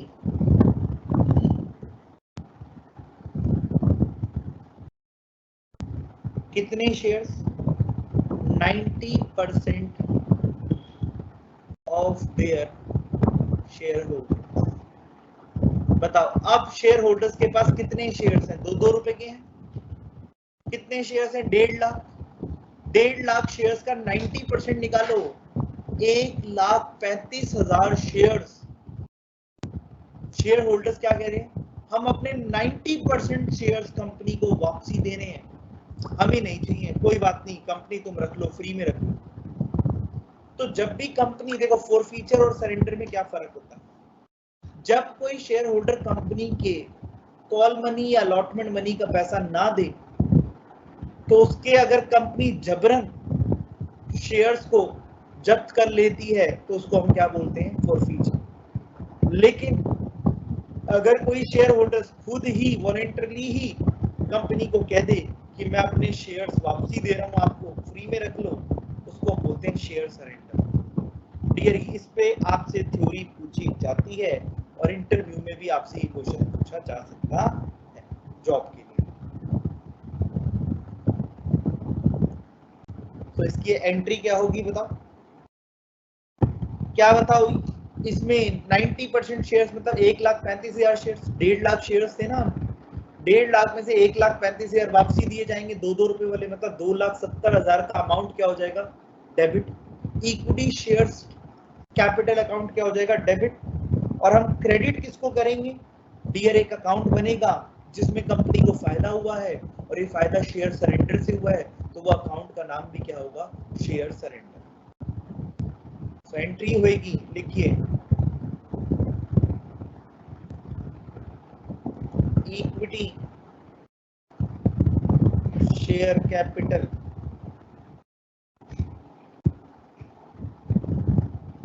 equity share capital कौन सा वाला बताओ? 2 रुपए वाले अकाउंट डेबिट। कितना अमाउंट आएगा बताओ? 1,35,000 इंटू 2, इसका मतलब 2,70,000 टू फायदा कौन से अकाउंट में जाएगा? Share surrender account. इसमें शेयर सरेंडर अकाउंट 2,70,000। नेक्स्ट चल सकते हैं, बताओ।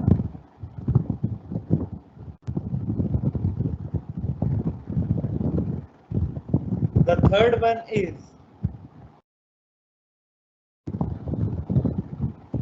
थर्ड एडजस्टमेंट करा रहा हूं अब आप लोगों को, ठीक है। जो प्रेफरेंस शेयर होल्डर्स है, लिखेंगे third adjustment,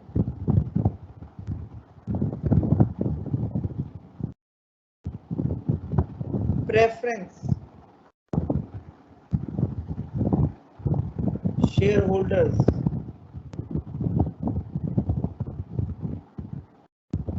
agree to forego their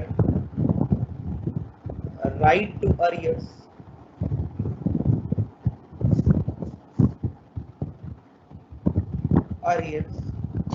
to dividend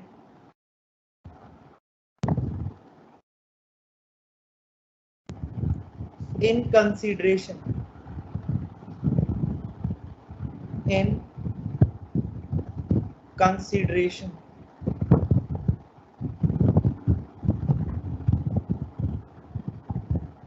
of which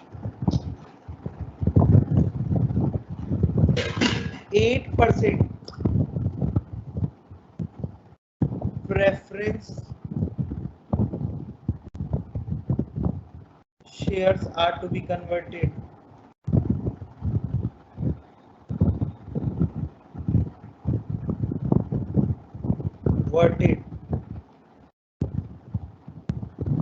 into 9% preference shares.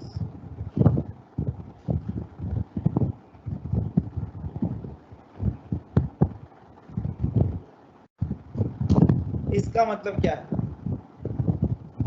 जो प्रेफरेंस शेयर होल्डर्स हैं उनके कुछ अरियर्स चल रहे थे डिविडेंड के, क्योंकि वो क्यूमुलेटिव थे, ठीक है। इसके बदले in consideration of which dear इनके जो 8% वाले प्रेफरेंस शेयर्स थे इनको कन्वर्ट किया जा रहा है 9% वाले प्रेफरेंस शेयर्स। अब आप एक बात बताओ, प्रेफरेंस शेयर होल्डर्स के जो अरियर्स है, अरियर्स टू डिविडेंड है, क्या वो जो लायबिलिटी है वो तभी अराइज होती है जब कंपनी में प्रॉफिट हो?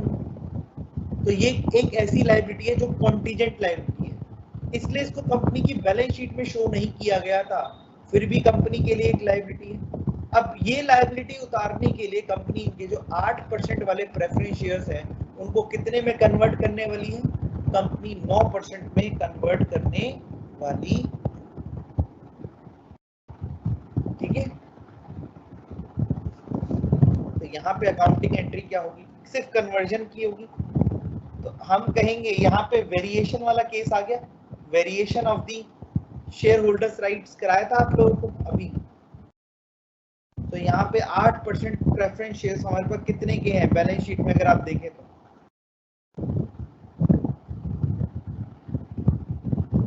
2008% वाले प्रेफरेंस शेयर्स हैं 2 लाख रुपए के, तो इनको हम कन्वर्ट कर देंगे 2 लाख रुपए के ही, बस परसेंटेज बदलेंगे डिविडेंड। लिखिए अकाउंटिंग एंट्री होगी क्या, बताओ? लिखिए 8% cumulative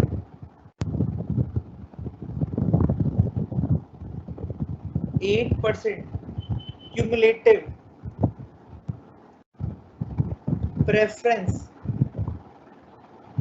share capital account debit to 9% cumulative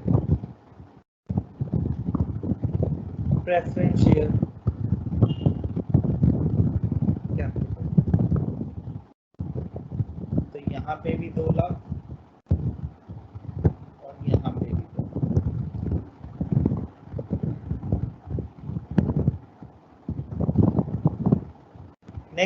next पढ़ें। नेक्स्ट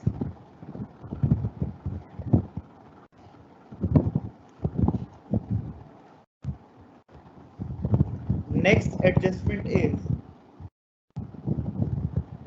बताओ आप सभी को इन सबकी नरेशन भी लिख कर आनी है। हाँ जी, ठीक है। फिर है नेक्स्ट एडजस्टमेंट, लिखो द फोर्थ एडजस्टमेंट इज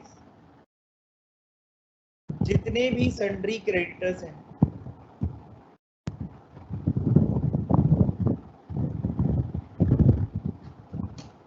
ये एग्री करते हैं, they agree to reduce their claim by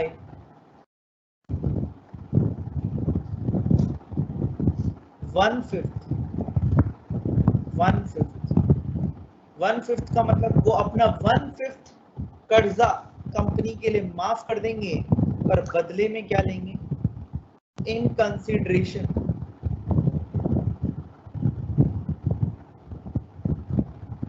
of their getting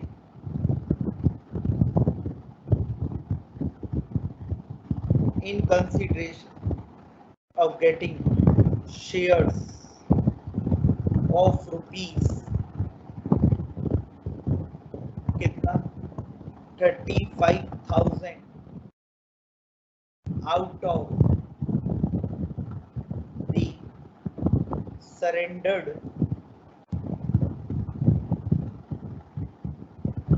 shares. यहाँ पे ये कहना चाहते हैं क्रेडिटर्स, पहले हम तो ये देखिए सन्ड्री क्रेडिटर्स कितने हैं, सन्ड्री क्रेडिटर्स कितने हैं बताओ, यहाँ पर दिख रहा है आप लोगों को? हाँ ये रहे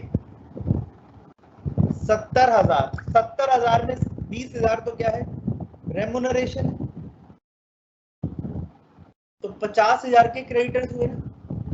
ये देखो ना आउटस्टैंडिंग एक्सपेंसेस दे रखे हैं यहाँ पर, ये सन्ड्री क्रेडिटर्स ही तो हैं। तो डियर ये अपने 70,000 में से 20,000 की तो रेमुनरेशन आउटस्टैंडिंग सैलरीज है, बाकी क्रेडिटर्स होंगे।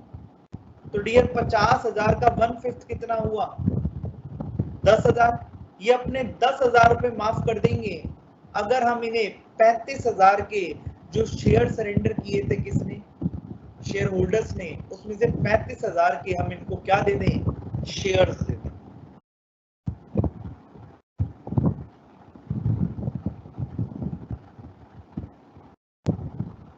ठीक है,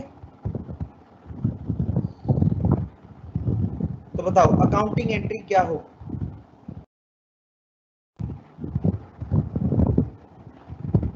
डियर 35,000 के हमें शेयर्स देने पड़ेंगे, लिखिए हम अब शेयर्स इशू कर रहे हैं, इक्विटी शेयर्स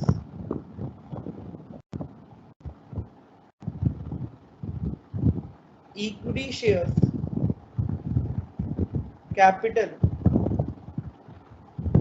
टू किससे देंगे हम बताओ? किस अकाउंट से देंगे? सॉरी ये तो होता है equity share capital account debit नहीं होगा, सॉरी, क्योंकि वो तो शेयर जब हम फॉरफीट वगैरह करते हैं, सरेंडर करते हैं तब होता है।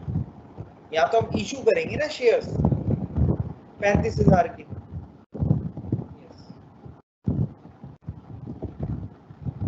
एक मिनट, तो रिड्यूस ये वाला भी रह गया ना, रिड्यूस और यहाँ तो एंट्री होगी शेयर सरेंडर अकाउंट को यूज करेंगे।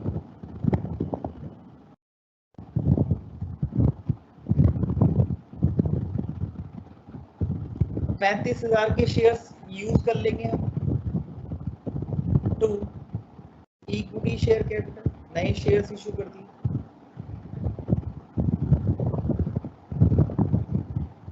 $35,000 की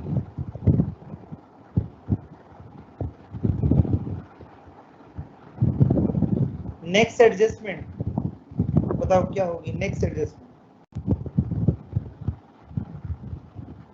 अच्छा क्रेडिटर्स ने अपना माफ कर दिया था क्लेम, कितने का?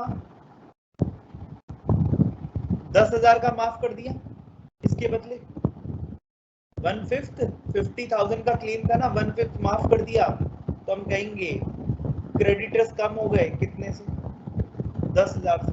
तो क्रेडिटर्स टू कैपिटल रिडक्शन।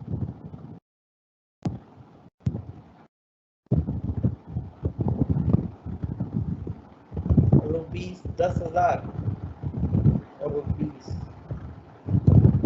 10।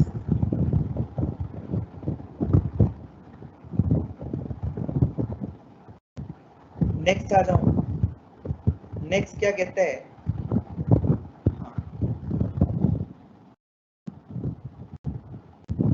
क्या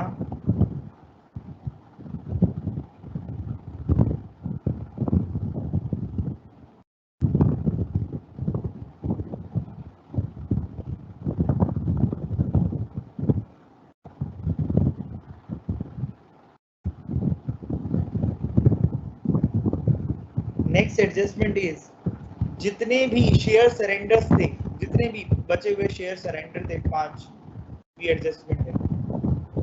क्या सरेंडर्ड शेयर्स कितने थे, 2,70,000 रुपए के।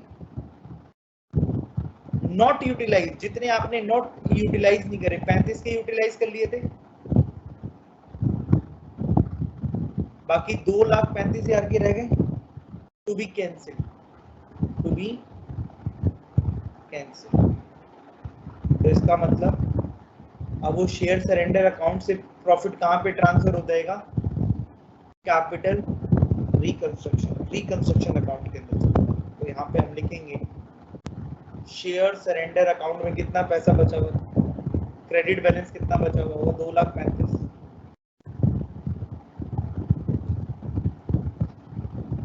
To reconstruction.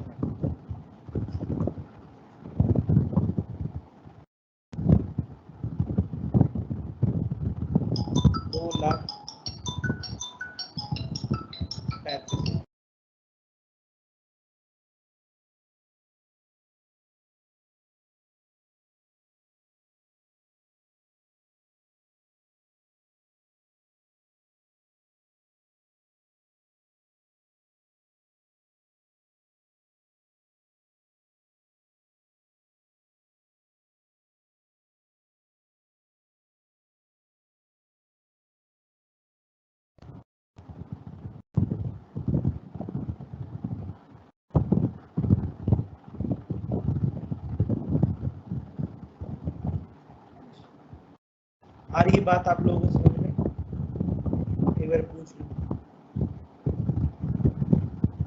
एक बार आप लोगों से पूछ लूं, आप लोगों के क्या क्या चैट हो।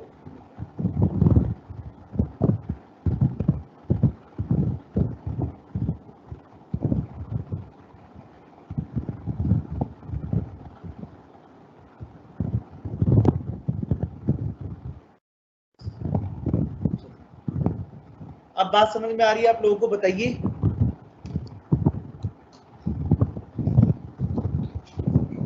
हाँ जी,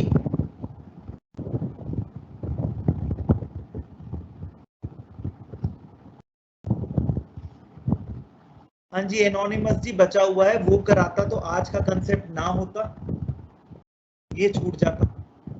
कंसेप्ट तो कवर कर लिया ना, सबसे पहले बात आती है कंसेप्ट कवर करने की।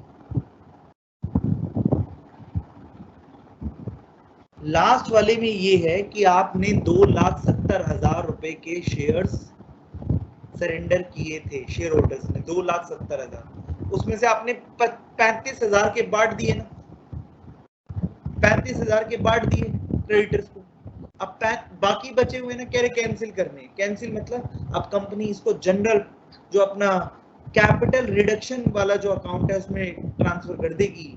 अब वो शेयर सरेंडर अकाउंट में नहीं रहेगा, इसका मतलब अब हम और शेयर्स फ्री में नहीं बांटेंगे, ये सारा का सारा मुनाफा कंपनी का हो गया, कैपिटल रिडक्शन में, कैपिटल रिकंस्ट्रक्शन में हम इसको यूज करेंगे।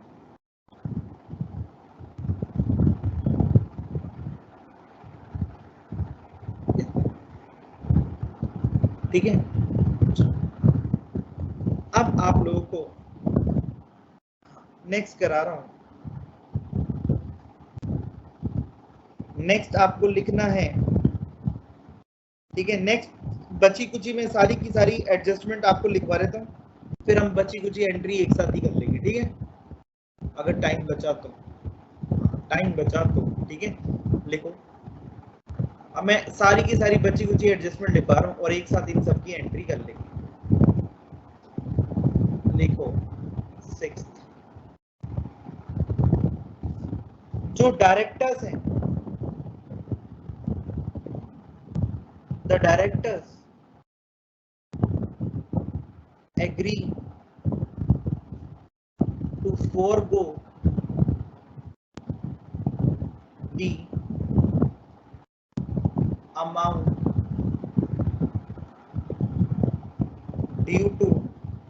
due on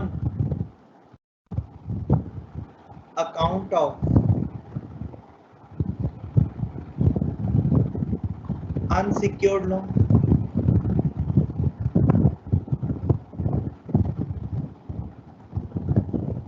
and directors remuneration। Directors की जो रेम्यूनरेशन थी ना, वो तो 10,000 रुपए की, 20,000 की थी। वो कह रहे हम वो माफ कर रहे हैं, हम लेंगे ही नहीं। और हमने जो लोन दे रखा था ना, जो हमने पैसा लेना था कंपनी से, हम वो भी माफ कर रहे हैं। बताओ कितनी अच्छी बात है। 7th एडजस्टमेंट इज क्या? Assets to be reduced as under. Goodwill को आपने 50,000, गुडविल है कितनी? 50,000, तो गुडविल को 50,000 से ही रिड्यूस करना है, मतलब खत्म गुडविल।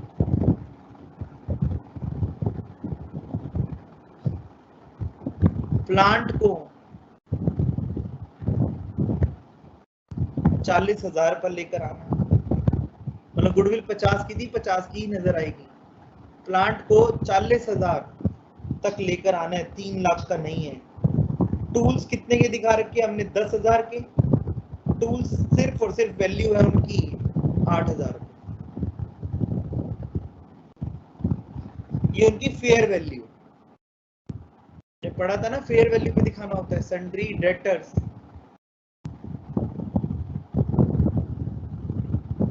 15,000 के, और स्टॉक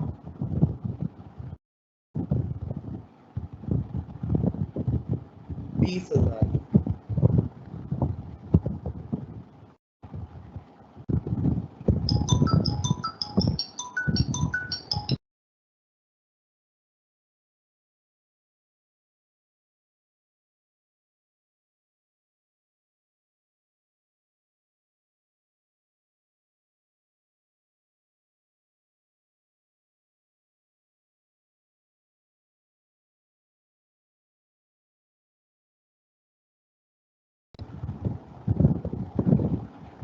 हाँ जी, चलें, एक तो ये करना है। फिर अब हम लिख रहे हैं कौन सी? 8th adjustment. कोई भी surplus, any surplus after meeting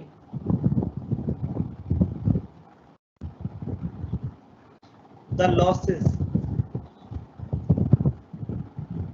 should be utilized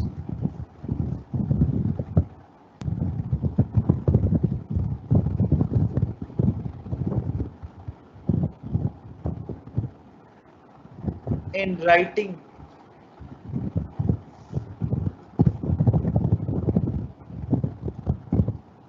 down the value of the plant further।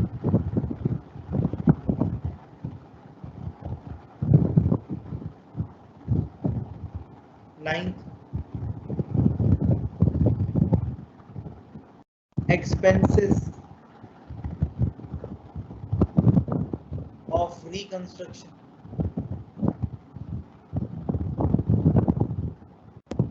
ये जो रिकंस्ट्रक्शन के जो पैसे लगे हैं, ठीक है ना, करवाने के, इसमें खर्चा भी आया है कितना? 10,000 रुपए।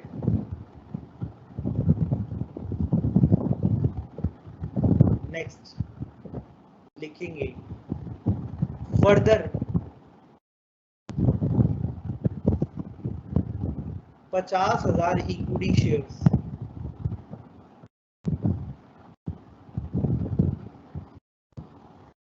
वर issued to existing members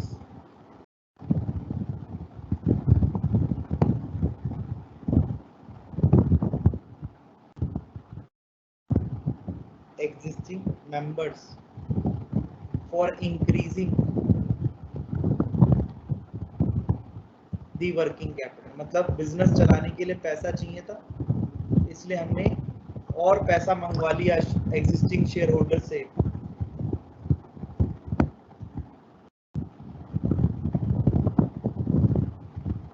ठीक है, देन 11th लिखोगे आप, last adjustment is authorised capital, ये नहीं करना आप लोगों को, लिखो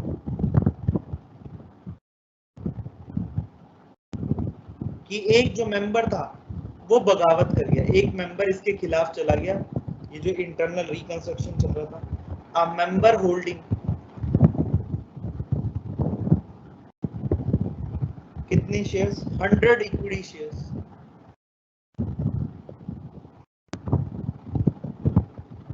उसने कहा भाई मैं इसके खिलाफ हूँ, ये जो सब चल रहा है कंपनी के अंदर इंटरनल रिकंस्ट्रक्शन मेरे को पसंद नहीं आया, अपोज द स्कीम।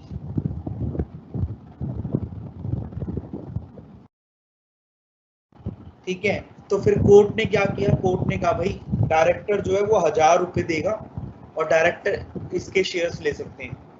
ठीक है, तो उसको 1000 रुपए दे दिए और डायरेक्टर्स ने इसके शेयर्स ले लिए एंड हिज शेयर्स वर, वो कंपनी से निकल गया 1000 को लेकर, taken over by a director on payment of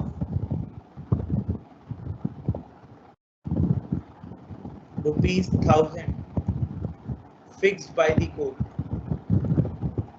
चलो फटाफट हम इसकी एंट्री करेंगे, अकाउंटिंग एंट्रीज करेंगे और ये क्वेश्चन यहाँ पे खत्म करेंगे। तो डियर हमने क्या कर लिया था, हमने वो सब डिवीजन की एंट्री कर ली थी, हमने शेयर सरेंडर की कर ली थी, क्यूमुलेटिव प्रेफरेंस शेयर्स को हमने कन्वर्ट किया था, ठीक है, डिविडेंड चेंज किया था ना, वाली कर ली थी, शेयर सरेंडर की कर ली थी, है ना। अब हम एक एंट्री कर रहे हैं सबसे पहले, तो कौन सी वाली, इसकी, ये जो एक्सपेंसेस है ना रिकंस्ट्रक्शन के, इसकी कर लेते हैं 9th वाले पॉइंट। सो 9th वाले पॉइंट की एंट्री कैसे होगी कि हमारा खर्चा लगा था, तो हम इसको लिखेंगे expenses on reconstruction account debit, कितना, 10,000 टू कैश, 10,000, वेरी सिंपल। बताओ ये एंट्री समझ में आ गई आप लोगों को। फिर जो वो थे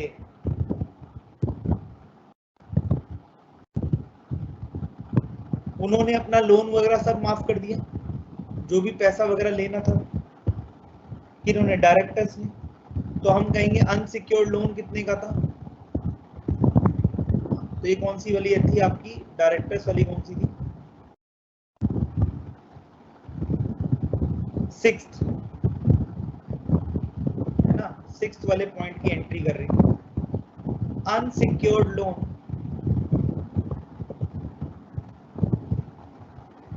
कितने का बचा था बताओ, 50,000 का, ये अकाउंट डेबिट हो गया। फिर सन्ड्री क्रेडिटर्स 10,000 का, तो ऊपर ही हम हिसाब किताब कर चुके थे, जो हमने शेयर्स दिए थे, है ना। डेबिट कितना, 60,000, और आउटस्टैंडिंग अकाउंट में कितना था इनका 20,000 रेम्यूनरेशन वाला। 2 ये सारा का सारा वो भूल गए, कैपिटल रिडक्शन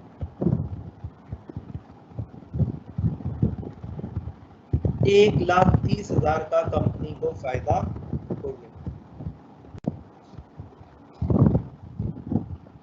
ठीक है ना। और क्या फायदा हुआ बताओ। अच्छा अब कंपनी को ये तो फायदा हुआ, कंपनी को कुछ नुकसान भी हुआ। बताओ क्या। हमने गुडविल को कितने से कम किया बताओ। वो जो हमारी ये वाली एंट्री है, ये वाली 7th पॉइंट की, गुडविल को 50 से कम किया। प्लांट को कितने से कम किया बताओ।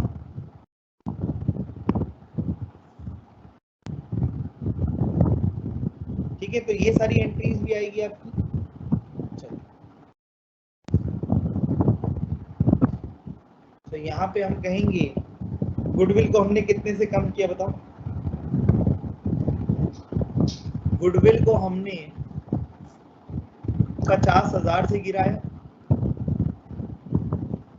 फिर हमने लूज टूल्स को कितने से गिराया, 8,000 से कम किया था। सन्ड्री डेटर्स का कोई मुझे बता दे अमाउंट कितने से गिराना है। यहाँ पे ना क्वेश्चन में लिख लो आप लोग, वर रिड्यूस्ड बाय लिख लो, वर रिड्यूस्ड बाय एज अंडर, मतलब इतने इतने अमाउंट से गिराना है। गुडविल को इतने से गिराना है, मतलब जीरो हो जाएगी। प्लांट 3 लाख का था, 40,000 से गिराना है तो 2,60,000 का। लूज टूल्स 10,000 के थे, 8 से गिरा के 2 के हो जाएंगे। सन्ड्री डेटर्स और स्टॉक को 15 और 20 से, है ना। 15,000 और टू स्टॉक बताओ कितना। स्टॉक को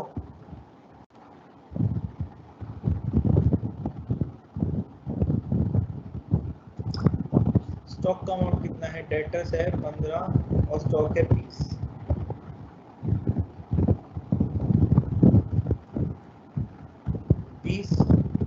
तो ये सारा का सारा लॉस कहाँ जाएगा, कैपिटल रिकंस्ट्रक्शन, है ना। तो यहाँ पे एंट्री होगी कैपिटल रिकंस्ट्रक्शन या रिकंस्ट्रक्शन अकाउंट लिख लो इसको, रिकंस्ट्रक्शन अकाउंट डेबिट कितना 50 और ये हो गया आपका 50 और ये 35, 85 और 8 93,000। ठीक है, नेक्स्ट क्या बचा है आपका बताओ, और क्या क्या एंट्रीज बची हैं। प्रीलिमिनरी एक्सपेंसेस के बारे में कुछ नहीं लिखा, उनको भी आप फुली राइट ऑफ करोगे, उनको भी आप फुली राइट ऑफ करोगे। ठीक है, पीएनएल, अरे अभी तो बहुत सारा अमाउंट है, रुक जाओ, इस अमाउंट ये अमाउंट इतना नहीं आएगा, अभी आपको बताया था और अमाउंट आएगा। ठीक है, प्लांट का भी तो था, प्लांट का 40,000 था अमाउंट, और goodwill, loose tool, sundry debtors, stock in trade, PNL का डेबिट बैलेंस था, लॉस भी राइट ऑफ करोगे तो 2 लाख का लॉस हो गया। और बताओ और क्या था, प्रीलिमिनरी एक्सपेंसेस की भी कोई वैल्यू नहीं होती, प्रीलिमिनरी की, तो वो भी कितने हैं हमारे 5,000। प्लांट कर दिया एक्सपेंसेस, बस ये सारा हो गया। तो सारा अब हमारा, हाँ, और एक हमारे क्या लगे थे, एक्सपेंसेस लगे थे, रिकंस्ट्रक्शन एक्सपेंसेस 10,000 के, वो भी यहीं पर आ जाएंगे।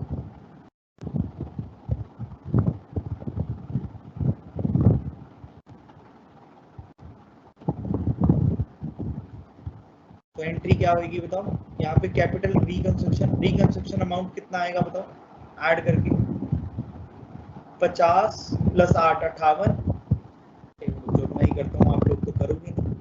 50 + 65 और +8 73 और 93 और ये हो जाएगा 133, 333, 338, 348, 3,48,000। यहाँ पर आ जाएगा 3,48,000 से अमाउंट क्या हो जाएगा, डेबिट हो जाएगा रिकंस्ट्रक्शन अकाउंट। और अब एक एंट्री और बच गई कि इन्होंने क्या किए थे, शेयर्स इशू करे थे, है ना। कितने के शेयर्स इशू करे थे इन्होंने, करे थे कितने नए शेयर्स इशू करे थे, 50,000, 2 रुपए के। सो उससे पैसा आया होगा कंपनी के पास, तो बैंक अकाउंट, वो जो नए एग्जिस्टिंग वालों से पैसे मंगवाए हैं। और तो इक्विटी शेयर कैपिटल कितना अमाउंट आ जाएगा यहाँ पर, 50,000 इंटू 2, दैट इज 100,000 and 100,000.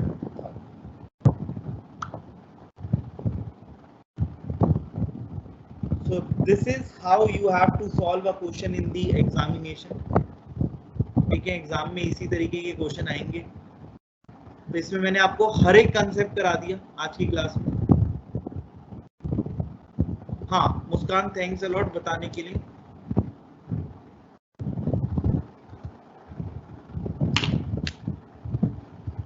कहाँ था 50 करोड़, कहाँ था शेयर कैपिटल, 50 करोड़ नहीं था।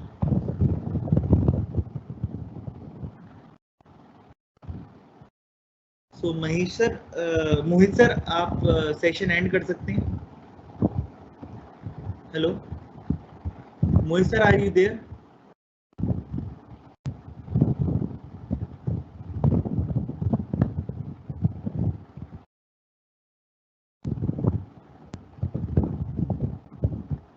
हेलो, हाँ जी सर, एंड कर दूं सर सेशन? एंड कर रही हूँ सर आप? पूछ रहा हूँ सर, पूछ रहा हूँ मैं। अच्छा नहीं सर, आप कर दो एंड। ठीक है सर, ओके, आप लीव कर सकते हैं सर।